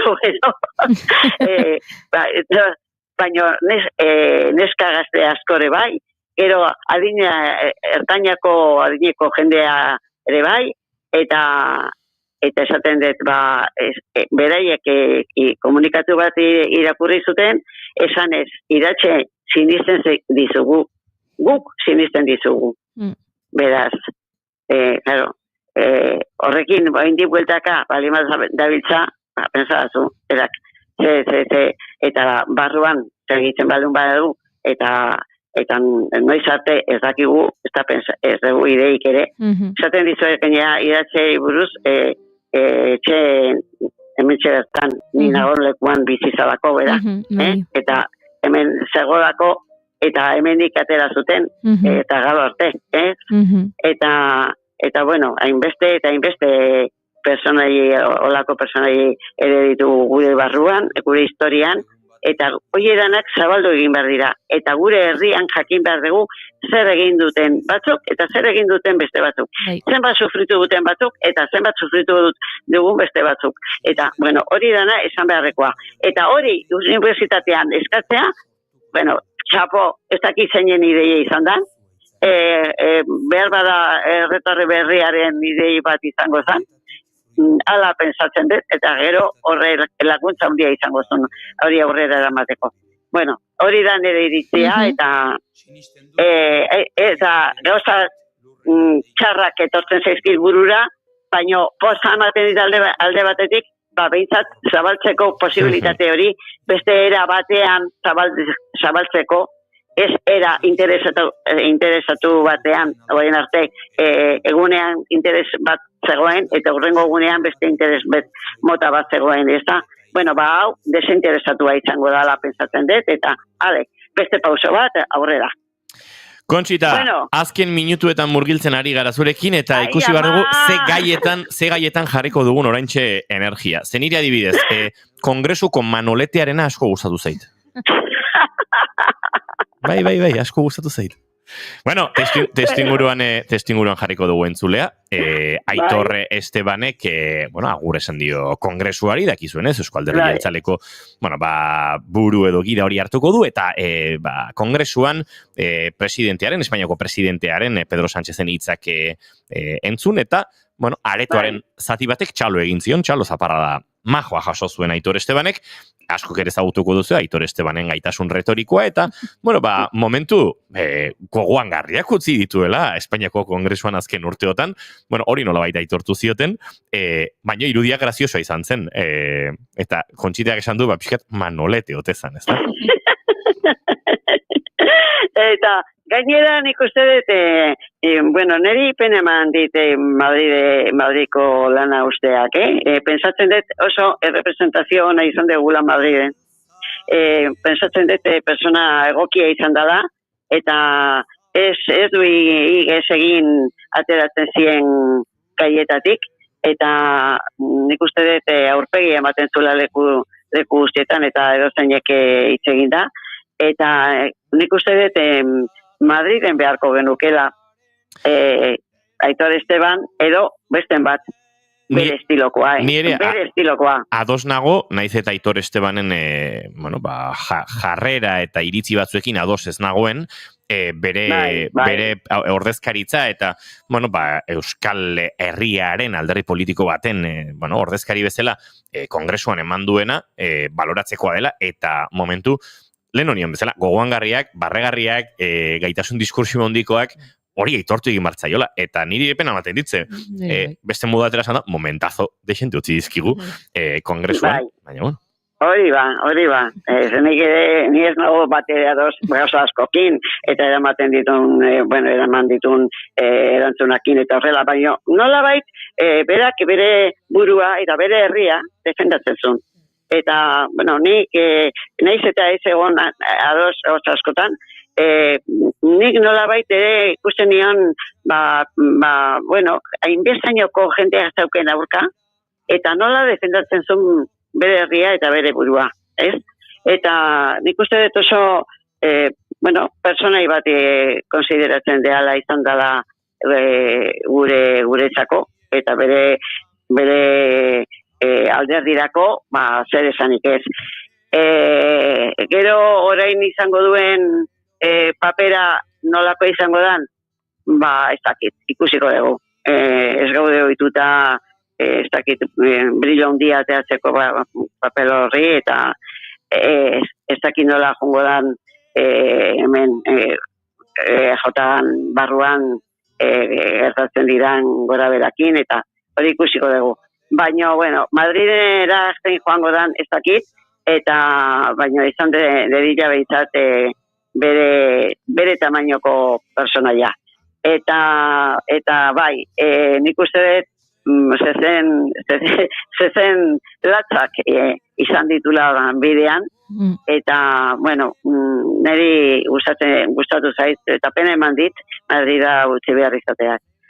Gero, esaten izan bezala, ikusiko dugu zer egiten duen, baina, txaloka azten zeion jendea. Esan nahi dut, bera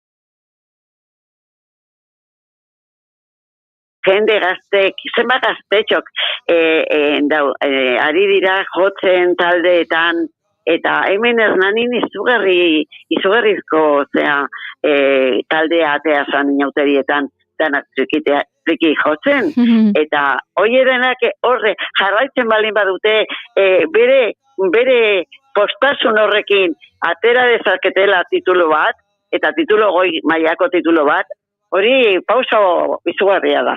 Beste paustutxoa. Bueno, gero, Bilduen kongresua.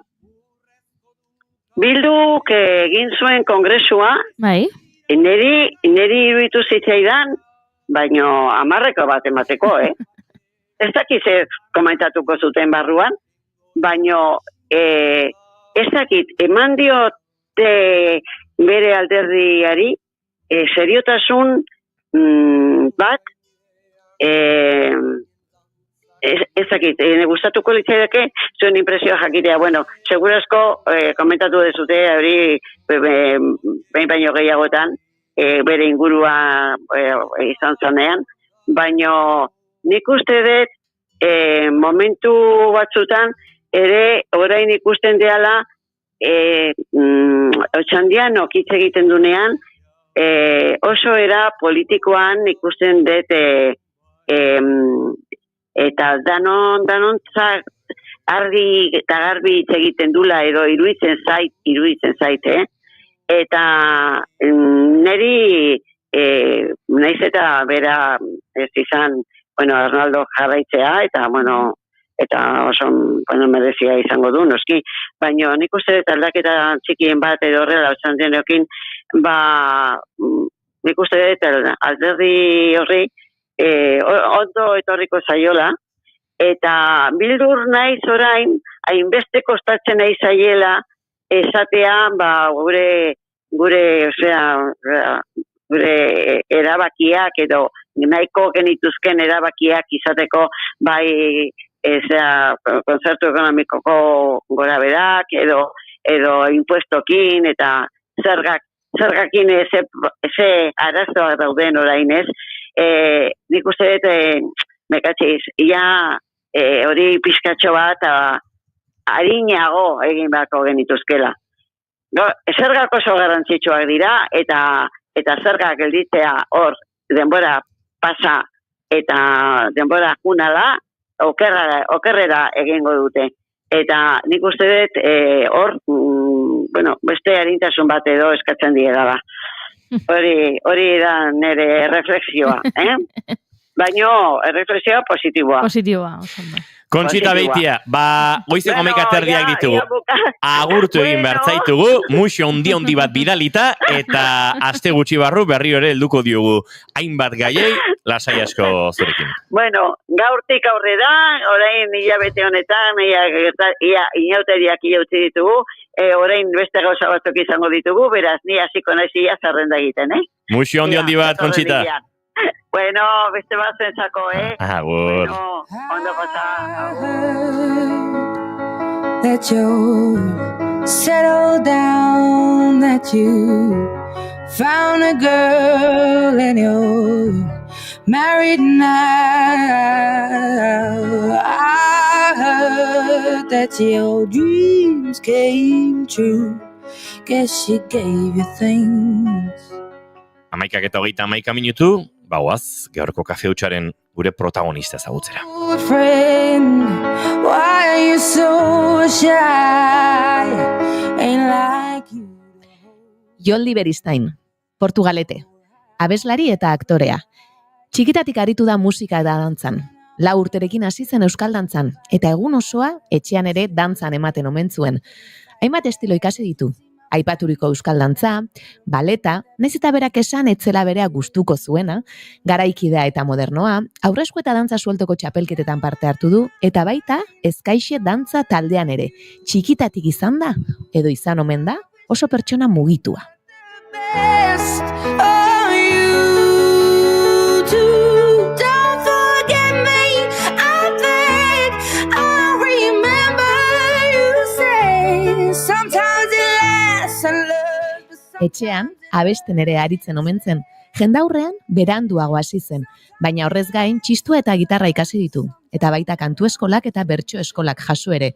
Azken hau, udalekutan ezagutu ondoren, berak dioenez, bertsozalea da, bertsolaria baino. Esan bezala, musika beti izan du aldamenean, eta agian horregatik parte hartu zuen, bagoaz lehiaketan. Musika eta ondoren goazen telesailan lan egiteko aukera ematen zuen lehiaketan. Irabazi, eta 2017an goazen telesailan sartu zen Nahiaren papera antzestera, 2020 arte. Garai hartan, telesailaren izen bereko antzeslanetan ere parte hartu zuen. Days. I hate to turn up out of the blue uninvited, but I couldn't stay away. I couldn't fight it. I had hoped you'd see my face. Interpretazioaren arra ezagututa eta gustuko izan da, antzerki ikasketak Donostiako arte eszenikoen tailerrean egitea erabaki zuen, eta bertatik lagun andan atera du, eta baita formakuntza handia ere. Ordutik, hainbat proiektutan ikusteko aukera izan dugu. Etzigarriak proiektua sortu du, euskararen etorkizuna irudikatzeko asmoz sortua. Daniela webserian aritu da, bere aizparekin batera, Ibabe Beristainekin, gazteak, euskara eta beste piztia mitologiko batzuk ikuskizun musikatua sortu du. Kalte kolektiboarekin fikzio esioa lana taularatu du. Piztifaktoriaren hau gerra bat da lanean ikusi ahal izan dugu. Norda Maurizia antzeslanean ere bai, edota azken aldian, ni eta nitarrak obran. Have known how bittersweet this would take. Lehen esan bezala gaur pantailaren beste aldean dugu, eta berarekin solasaldi goxo bat izango dugu. Ongi etorri bigarren kafeko kafeutxera, Joldi Beristain. Kaixo. Egunon, Joldi. Egunon. Joizilo txakurrikulum guztia. Bueno, Joldi, hemen bigarren kafean bi galdera egiten dizkiogu gonbidatu guztiei, eta aukera ematen dugu, bietako bat aukeratzeko, bueno, batzuk ausartzen dira eta biak erantzuten dituzte, baina gu batekin konformatzen gara. Eta hau eset dira, zuk aukeratzeko gero. Lehenengoa, ea nola irudikatzen duzun, edo nola gustatuko litzaizuken izatea zure hileta, zure funerala. Hori da lehenengo galdera, eta bigarren galdera, etortzen bada zine zuzendari bat, eta esaten badizu, Joldi, guk pelikula bat egingo dugu zure bizitzaren inguruan, baina pelikulak ez du kontatuko jaiotzetik orainera arte. Pelikulak kontatuko du soilik zure bizitzako etapa zehatz bat. Galdera da, ea zein etapa aukeratuko zenuken? Igual, egite zaiterrexagoa lehenengoa erantzutea, ikusi duzue Postdata te quiero pelikula. Bai.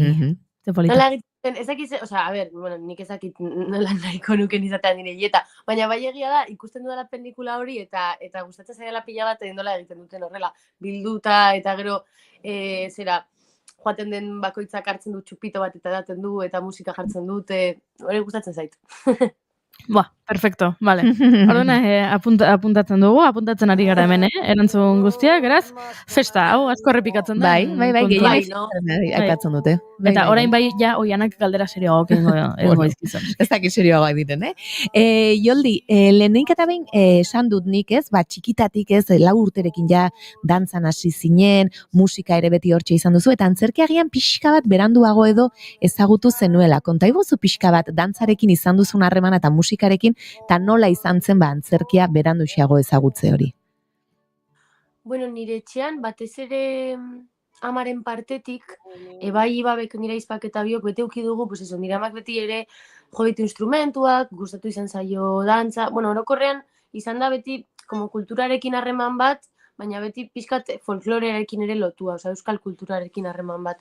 Eta orduan hori pixkat trasladatu digun, eta trasladatzen digu gaur egun bai, orduan niri gustatzen zait delako zerbait ere lotzen hauena ere familiara, osea, ez bakarrik nire herrira ez, eta baizik eta bai familiara, eta orduan ez dakit, osea, utzi digute etxean beti probatzen nahi genuena aukera bazegoen, osea, esan nahi dute, claro, ekonomiaren barruan eta baliabideen barruan aukera bazegoen, utzi digute probatzen.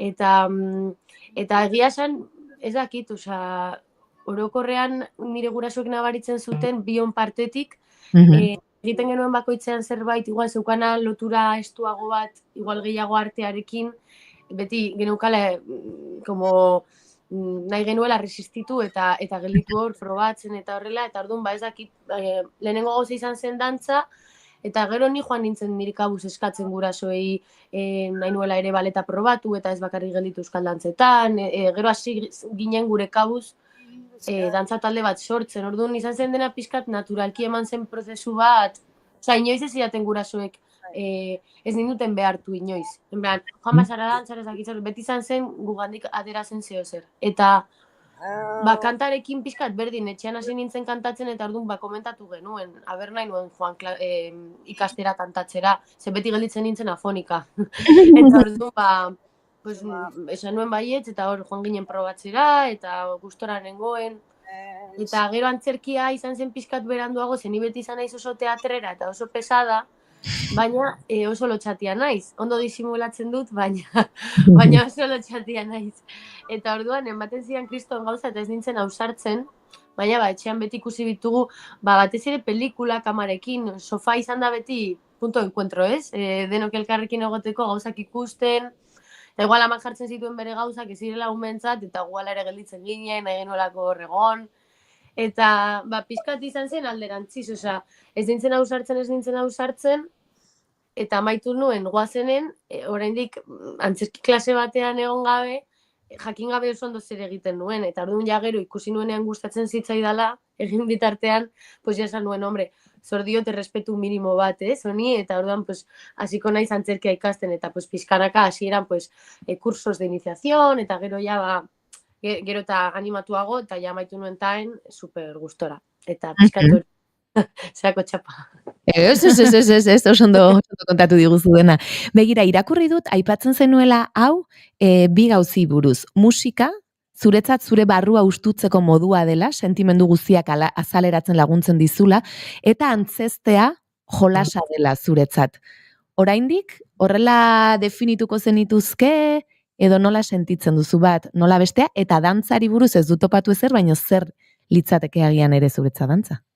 Nik uste dut, igual lotzen, bueno, niretzako dantza da oso ondo pasatzea, zen ni dantzara naiz dedikatzen profesionalki, orduan orain bai hartzen dut pixkat ondo pasatzeko gauza bat bezala, oza, baldin banago kaletik eta baldin badago dantza plaza bat, kostatzen zait pila bat ez sartzea dantzatzera, oza, me encanta. Eta bai, oza, me encanta, eta orduan orain jadara mat, eta jarraitzen dut dantzan, baina hori ezera profesionalean eta horrek egiten dit pixkat kentzea pixua eta disfrutatzea gehiago, egia esan. Eta gero, bai, musika uste dut, baietz, normale, oza, bueno, nik kantak idazten ditut, baina normalean kontzertu oso gutxi egiten ditut, bakarrik baldin banago ziur gustora egongo naizela, ze dira pixkat intimoak eta ez ait gustatzen edo non egitea eta nola. Ez dudan dirurik kasi lortzen, pues berdin dit, horretarako egiten dut, gustora egongo naizen leku batean. Eta orduan, bada egia esan, nire buruarekin egiten dudan ariketa bat, eta hori gustatzen zait. Osa, como, bez? Bai, nire barneak gustutzeko era bat, baina gero daukanak parte bat nirekin bakarrik egiten dudana, eta gero hori trasladatzen dudana publikora, eta ja hartzen du beste dimentsio bat, ez? Como niretik doana kanpora, ezakit. Eta gero antzerkia niretzako, bai, da jolastea. Ez zait gustatzen, bueno, batzutan inevitablea da, baina ez zait gustatzen paranada sufritzea, oza, uste dut hori dela, ezakit, oza, lan egiten baduzu emozioekin, edo, bueno, hori zuko jana ezakit nola ikusten duzu, baina lan egiten baldin baduzu emozioekin eta zure gorputzarekin eduki behar duzula pazientzia eta kariñoa, eta ez matxakatu burua, ez gorputza, eta beste leku batzuetatik hartu, eta bai niri, ez dakit, igual, ez dakit, antzerki batzuetan egin behar baldin badut negar, pues igual erabiltzen dut, ez dakit, era divertigarri batean, en plan de, pues venga, orain negar egitera, baina ez en plan de matxakatzera nire burua, eta orduan niri iruditzen zait, hori polita probatzea nire gorputza era ezberdinetan, baina kariñotik. Ze ondo, hori garrantzitsua da bai. Matxagatzearenak askotan, beste leku batzuetara eramaten gaituta.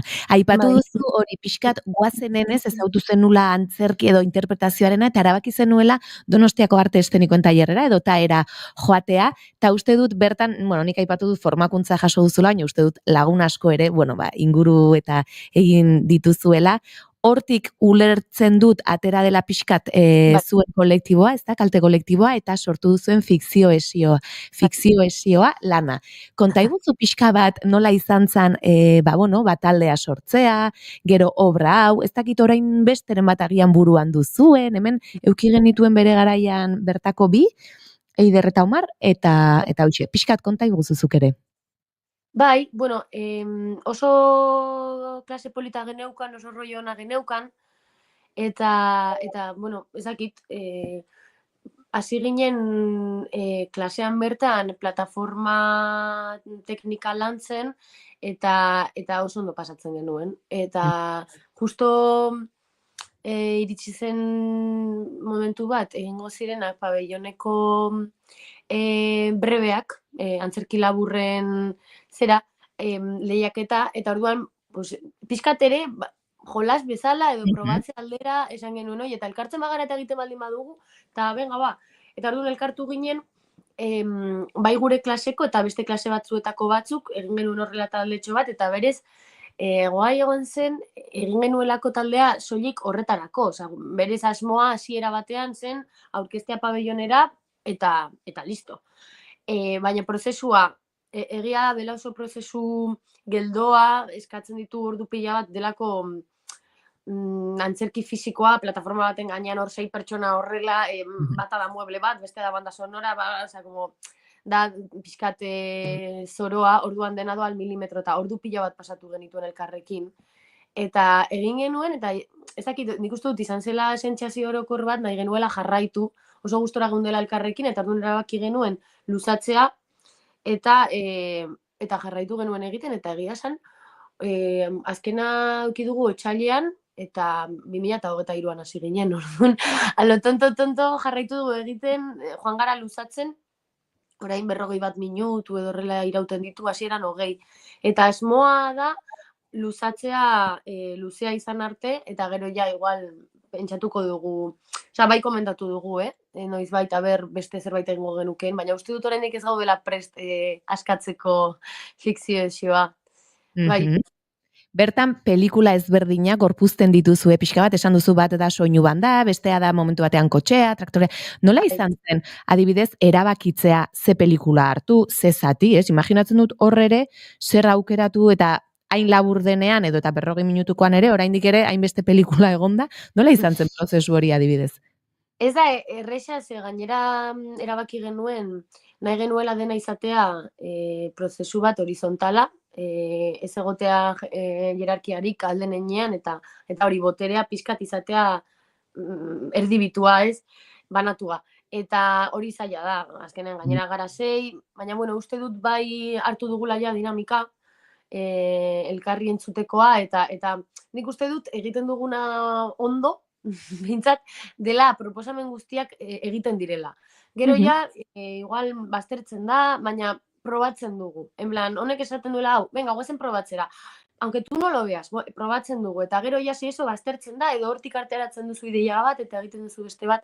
Eta egiten genuena zen, lehenengo zerrenda bat, pelikula posibleena, joaten ginen deskartatzen, en plan, denon artean pixkanaka, eta gero ja behin aukeratuta genituenean pelikulak, egiten genuena zen pelikulak ikusi, eta ikusten genituen bitartean egin zerrenda bat, bakoitzak bere etxean edo elkarrekin, depende nola geunden, eta gero elkartzen genituen, eta, estena hau egon behar da, bai edo ez, eta gero joaten ginen egiten, eta egin bitartean, pues, gauzak baztertzen edo gehitzen eta honetan behar da hau, osea, oso geldoa da dena, baina gero merezi du. Osea, oso antzerki ere da jasotzekoa. Da superfisikoa eta nekatzen du pila bat, baina oso jasotzekoa da delako jolas moduko bat ere publikoarekin. Orduan, joaten zara etxera bastante divertidamente. Bai, nik uste du publikoak ez ere hor ere bere hausnarketa, begira, hau da ezakize, nik ezakize badagoela ere hor ere azkenean interakzio moduko bat sortzen dela, ez, publikoaren eta hori polikia. Beste lan bati buruz ere nahiko nuke hitz egin zurekin, eta iruditzen zait, hola egin dituzun lan ezberdinak, lehen biografian irakurri ditudanak, eta asko daude ere euskararekin, euskal kulturarekin ere erlazionatuak, ez? Aipatu duzu zuretzat garrantzitsua izan dela etxean, eta adibidez, ni eta nitarrak lanean, unekin azkenaldian ere bazabiltza, ez da? Maria Osesek sortu du, eta zuk egiten duzu Maria Isabelen pertsonaia okerrezpanago, eta neska gazte batek, euskaldun gazte batek bere, dramak edo kontatzen ditu, maitasunaren inguruan, euskalduntasuna ere sartzen da, eta abar, gero badago aizparekin ere sortu duzun lana gazteak euskara eta beste piztia mitologiko batzuk, hor ere, euskararen garrantzia, etzigarriak proiektuan ere bai, badago hor zerbait zure barnean, horrelako gaiei buruz hitz egitera eramaten zaituena, edo gustura edo kasualitatea momentu honetan horrelakoak euki izana edo? Ja, egia da, aipatu arte, igual ez naizela guztiz konstiente, eta orain elkartzen ditugula. Ara, igual hori da, bai. Nik uste dut badaukala zerikusian nongoa naizen, ni portugaletekoa naiz, eta portugaletez da oso herri euskalduna. Hala ere nire gurasoek egin dute indarra handia, horretan intzibitzen uste dut, etxean. Eta uste dut, hori trasladatu digutela Ibaberi eta Bioi, eta niretzako euskaraz hitz egitea beti izan da autopolitiko bat.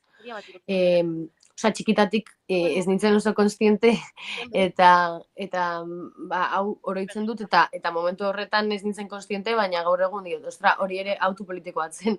Igual, jendeak erantzuten zidanean erderaz, erantzuten nien euskeraz. Igual orain nintzateke kapasa izango hori egiteko, sabes? Baina hori igual 10 urterekin, bai, eta joder, tia, en plan, oso da. Eta orain igual ezakit, batzutan joaten zaizu edo horrela. Eta joan naiz pixkanaka uste dut bilatzen portun ez zaizulako heltzen horrela. Ez bilatzen ere nire espazio euskalduna alduan enean, ezkerraldean, euskaraz bizitzeko, igual jendeak ez daki, baina posible da, ez da erresa, egin behar duzu bilaketa bat, baina badaude espaziotxoak, eta norbaitek berbaldin badu, etorri da dia gure espaziora, euskaraz hitz egitera ezkerraldean. Eta nik uste dut, askotan gabezitik sortzen dela igual ere nahi handiago bat, horretan lan egiteko, eta nik uste dut pixkat hori dela. Niretzako dela politikoa euskaraz hitz egitea, eta orduan daukala ere asko identitatetik, eta orduan uste dut daukadala identitatera oso sartua, eta orduan irudituko litzaidake superarrotza, batean, ez lan egitea, ze azkenan lan askotan ere datorrena eta punto, baina bai nik sortzen dudan zerbait adibidez gaztelaniaz sortzea. Osea, ez? Bai, guztiz ulergarria. Ikusten ari ginena, streambidez jarraitzen gaituzten entzat, edo eta entzuten ari ginena, ni eta nitarrak laneko teaserra zen, konta iguzu pixka balen esan duzu, hori antzerkirako, lotxa gehiago eta bar, baina hor, gainera, bakarrik zaude holtzan. Bueno, eski hori da drama bat nire bizitzan, Osea, orain pixkatu beto daramat, egia san, eta nago superarro, baina eski bakarrik egotea holtzan, niretzako gainera humorea egiten, gero eta erosoago nagoela, eta gustatzen zait humorea, baina bakarrik egitea, adibidez kalte kolektiboan gaude 6 eta babesten dugu elkar, baina, de repente bakarrik estrenoan, ezakit, egon nintzen goiz osoan negarrez, en plan, gurasoekin bizi naiz, eta los pobres aguantatu dute, denetarik.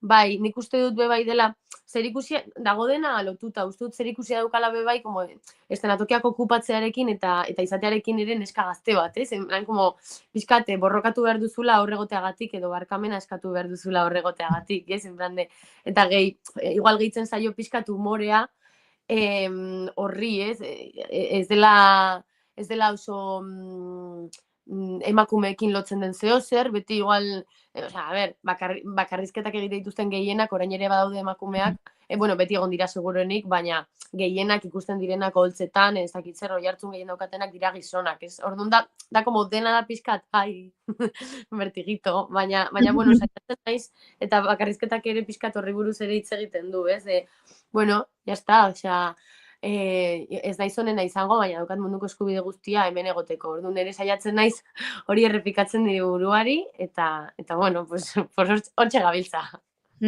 Horentxe esan duzula, umore kontuari buruz eta askotan hitzein izan dugu hemen, Ana Goitia izan genuen dugula gutxi, eta etorri zai burura justu duela gutxi, agenda egiteko kartelen bat ikusi, stand-up komedi, orain ez dakit nola izena duten hemen, probaleku moduko bat edo, eta uste dut zirela, 4 gizon atzian, eta neska erdian, baina bat. Ez? Eta pixkat irudi hori etorri zait esan duzunen, esan dut begira, justo hortan adibidez, bai, ikusten da, eta gaina erdian jartzen duzu, ematen duelako, hori bakarra izan da, ez dakiz zer, hor justo pixkat aurrerago, eta esan dut, oraindik ere, ez, gertatzen da hori. Askotan da hori, ez, pixkat kupoa betetzeko, baina ezpada jartzen duzu erdian, ondo ikus dadin, plan de feministak gara, egon lasai. Eta da pixkat hori, aurrekoan ere irakurri nuen, ezakit non, komentatzen zutela, bertsolaritzan berdina gertatzen dela, ezakit non izan zen, baina artikulo batean, agertzen ziren Jone Uria eta Nerea Ibarzabal, biak ez, lehenengo eta bigarren, Bizkaiko finalean, eta orduan, oso gutxitan kointzibitzen dutela bertso saioetan edo bertso afarietan, beti ditzen edo bata edo bestea. Nik ere non bai edo hemen esan Itxasopaiak esan zigon. Bale, itxaso izan zen, bale. Itxasopaiak esan zigon, bai. Hori da, bai. Hemen izan genituen duela pare bat ez, igual hilabete izango da, itxaso, berak esan zigun, hori da. Kaixo, Jana. Gaina zuen ideia honekin lotu nahi. Eguno, Maitia. Norda Mauriziari buruz hitz egiten euki genituela, zelakotik. Eta zuk zelakorekin ere beste lan bat egin duzu, Aizparekin, Ibaberekin egin duzuna. Norda Maurizia lanarekin oraindik emanaldiren bat edo izaten ari zarete, ez da? Edo ja amaitzen ari zarete biragian? Osea, justo orain gaude pixkat paroian, baina egia da gaudela, oraindik ez daukagu itxita. Agertzen baldin bada boloren bat, aurrera goaz horrekin. Zer izan da kasu hontan benetako pertsona bat gorpuztea, bera ezagutzera eman nahi zuten, ezta? Esaten ziguten hemen elkarrizketan, ikusten zutela, ez zuela jende askok ez, Maurizia ezagutzen, eta ikusten zutela, ezagutu beharreko pertsona bat zala. Karo, kasu hontan hori, benetan egon den pertsona bada, nola izan da prozesu hori zuretzat edo zer sentitu duzu? Nik uste dut garrantzitsua dela, Maurizia igual, bada izen bat asko entzuten dena, baina badauka, emakumea den ez pixka bat, dago tendentzia hori pixkat mitifikatzeko, ez? Orduan, bai, Maurizia ezakitzer eta pandero jolea, baina gero horretaz gaintzer, nik uste dut hor gelditzen dela askotan daukagun informazioa Mauriziaren inguruan. En plan, izan zen emakume bat, eta emakumea zen, egin zen, horregatik da famatua, eta jazta batzutan hor gelditzen da, como beste, kategoria bat bezala, en plan, emakume pandero jolea. Ez pandero jolea. Ez da kategoria bat. Eta orduan, horregatik iruditzen zitzaidan interesgarria pixkat horretan sakontzea, eta ezagutzea Mauriziaren bizitza berez, bastante interesgarria dela, eta orduan polita da, ez dakit, polita da, gainera hori lotzen du pixkat niretzako folklorea, niretzako folklorika. Eta antzerkia, eta orduan, ez dakit, iruditu zean oso polita. Gainera itxasorekin, txikitatik ezagutzen dudala, eta orduan lagunekin lan egitea ere polita da, Lagunekin eta Aizparekin ere. Aipatu dut, ezta, Ibaberekin egin duzula gazteak euskara eta beste piztia mitologiko batzuk, euskaldun izatearen inguruan musika eta hitza uztartzen dituzue. Zer izan da Aizparekin edo zer da Aizparekin horrelako lan bat egitea, elkarrekin egotea? Pentsatzen dut ohituak egongo zaretela etxean abesten ere arituko zineten, dantzan, saltxan, baino ez dakit oholtza desberdina dagian. Bai, izan daiteke, adibidez, egia da, Ibabe eta biok, oso lagunak gara, Aizpak izateaz gaina, orduan horrek laguntzen du.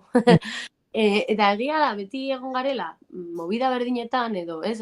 Gustatu zain zaizkigu gauza berdinak, baina konturatu arte, gauzak elkarrekin ere egin genitzakeela, pasatu zen denbora pila bat. Eta izan zen pixkat, itxasok proposatu zigun, zelakotik, etzigarriak proiektutik atera zen gauza bat izan zen, eta bueno, hasi ginen hor pixkata ondatzen, eta hori, nahi genuen komentatu pixkat nola ezkerraldeko euskalduna izatea dirudien piztia mitologiko bat, eta berriz ez denez, eta orduan, pues, da pixkat hori, osea, bakarrizketa musikatu bat, ez dela bakarrizketa garelako bi, baina bueno, eta orduan, bagoaz pixkat, elkarrizketa hori sortzen, ere abesten goazen bitartean, eta pixkat txandaka, eta, bueno, polita da, osea, evidentemente diskutitzen dugu, aizpak gara, eta konfiantza batzutan da pixkat traizioneroa, baina, bueno, niri gero iruditzen zait superpolita gustatzen zaidan hori ere eukitzea aukera egiteko probablemente gehien maitu duan pertsonarekin mundu honetan. Osea, egia da dela privilegio bat. Orduan, pozik. Batzutan haserre, baina askotan pozik. Orduan, eskuartean proiektu asko dituzu orain, ezta? Batetik bestera zabiltza, beste zerbait horrela ere aipatu nahiko zenukena, agian nik salto egin dudana, edo eskuartean, edo sekretutxoren mator. Momentuz, horrela tangible, horiek dira dauden proiektuak, egia da gehienekin orain jarraitzen dudala. Bueno, egia da gero, egiten dudala labarretan eta zurik zu direla dantza emanaldiak, baina nik horre egiten dudana da abestu. Eta hoiekin ere bagabiltza, baina bueno, orokorrean dira hoiek, eta egia esan momentuz ondo, porque... Bai, asko da. Bai, egia da, bueno, dela, pues eso, osea, mundu prekario bat da, eta egon bazarela askotan mila saltxetan, pues eso, pixkat aurreztu alizateko, eta hori horrela da, bai, osea, baina, bueno, bitartean ikasten ari naiz, orduan ere egia da, aurten amaitu beharko nuke karrera, ojala horrela izatea, espero, eta orduan ja igual urren urtetik aurrera egongo naizela lasaiago, pues ez dakit, sorkuntzan gehiago, ez dakit, ikertu nahi baldin badut, igual hori izango dela gehiago momentua. Ez dakit tarte badaukadan galdera, azken galdera bat iteko askar, baino ez da rexea, orduan motxa izan barko du. Behin elkarrizketa batean Xabier Paiari esan zenion, oraindik nortzaren deskubritzen ari zinela. Edo nortz zinen deskubritzen ari zinela. Oraindik ere hori erantzungo zenuke, oraindik deskubritzen ari da Joldi Beristain norden, edo ja deskubritu du? Ez, uste dut ez. Osea, esango nuke behintzat nina izen bezalakoa, orain arte, uste dut izango dela prozesu bat, denbora osoan egongo dena hor. Bilaketa batean, eta ondo iruditzen zait, egia esan. Bira. Zerura begiranago, lasaituko nauen zerura. Boren, bai, Joldi Beristain agurtu behar dugu. Plazerra izan da zurekin bigarren kafea hartzea, baina bigarren kafe batera hartuko dugu, literalki etorkizunean, eta albada aurrez aurre, usain hartzen diogulako jana sortzen jarrituko duela, eta gero eta gehiago, beraz, plazerra izango da, baina bitartean, plazerra izan da, Joldi. Mila esker eta ondo izan. Berdin, mila esker. Barrura begiranago. Eta gu barrura begira eta etorkizunera begira, ze eguerdiko amabiak badatoz, asteburua badator guretzat, entzuleok, ondo pasa, gozatu, euri egiten badu euri ez gozatu, eta guzkia egiten badu guzkia ez gozatu, baina batez ere ondo izan. Orain, informazioaren txandamen bigarren kafean oiana Maritoren agenbe, datorren ostiralera arte, Goiuri Zeizarandia astelenera arte, entzuleok eta zuek ere, plazer baduzue, astelenean goizeko 11:05, ondo bidean gu hementxe bueltan izango gara. Zaindu asko, agur! Mundura begiranago, nik amesten dudan mundura. Gazako ondartzetan lez, mundura begiranago. Gazako ondartzetan lez, mundura begiranago. Gazako ondartzetan lez, mundura begiranago.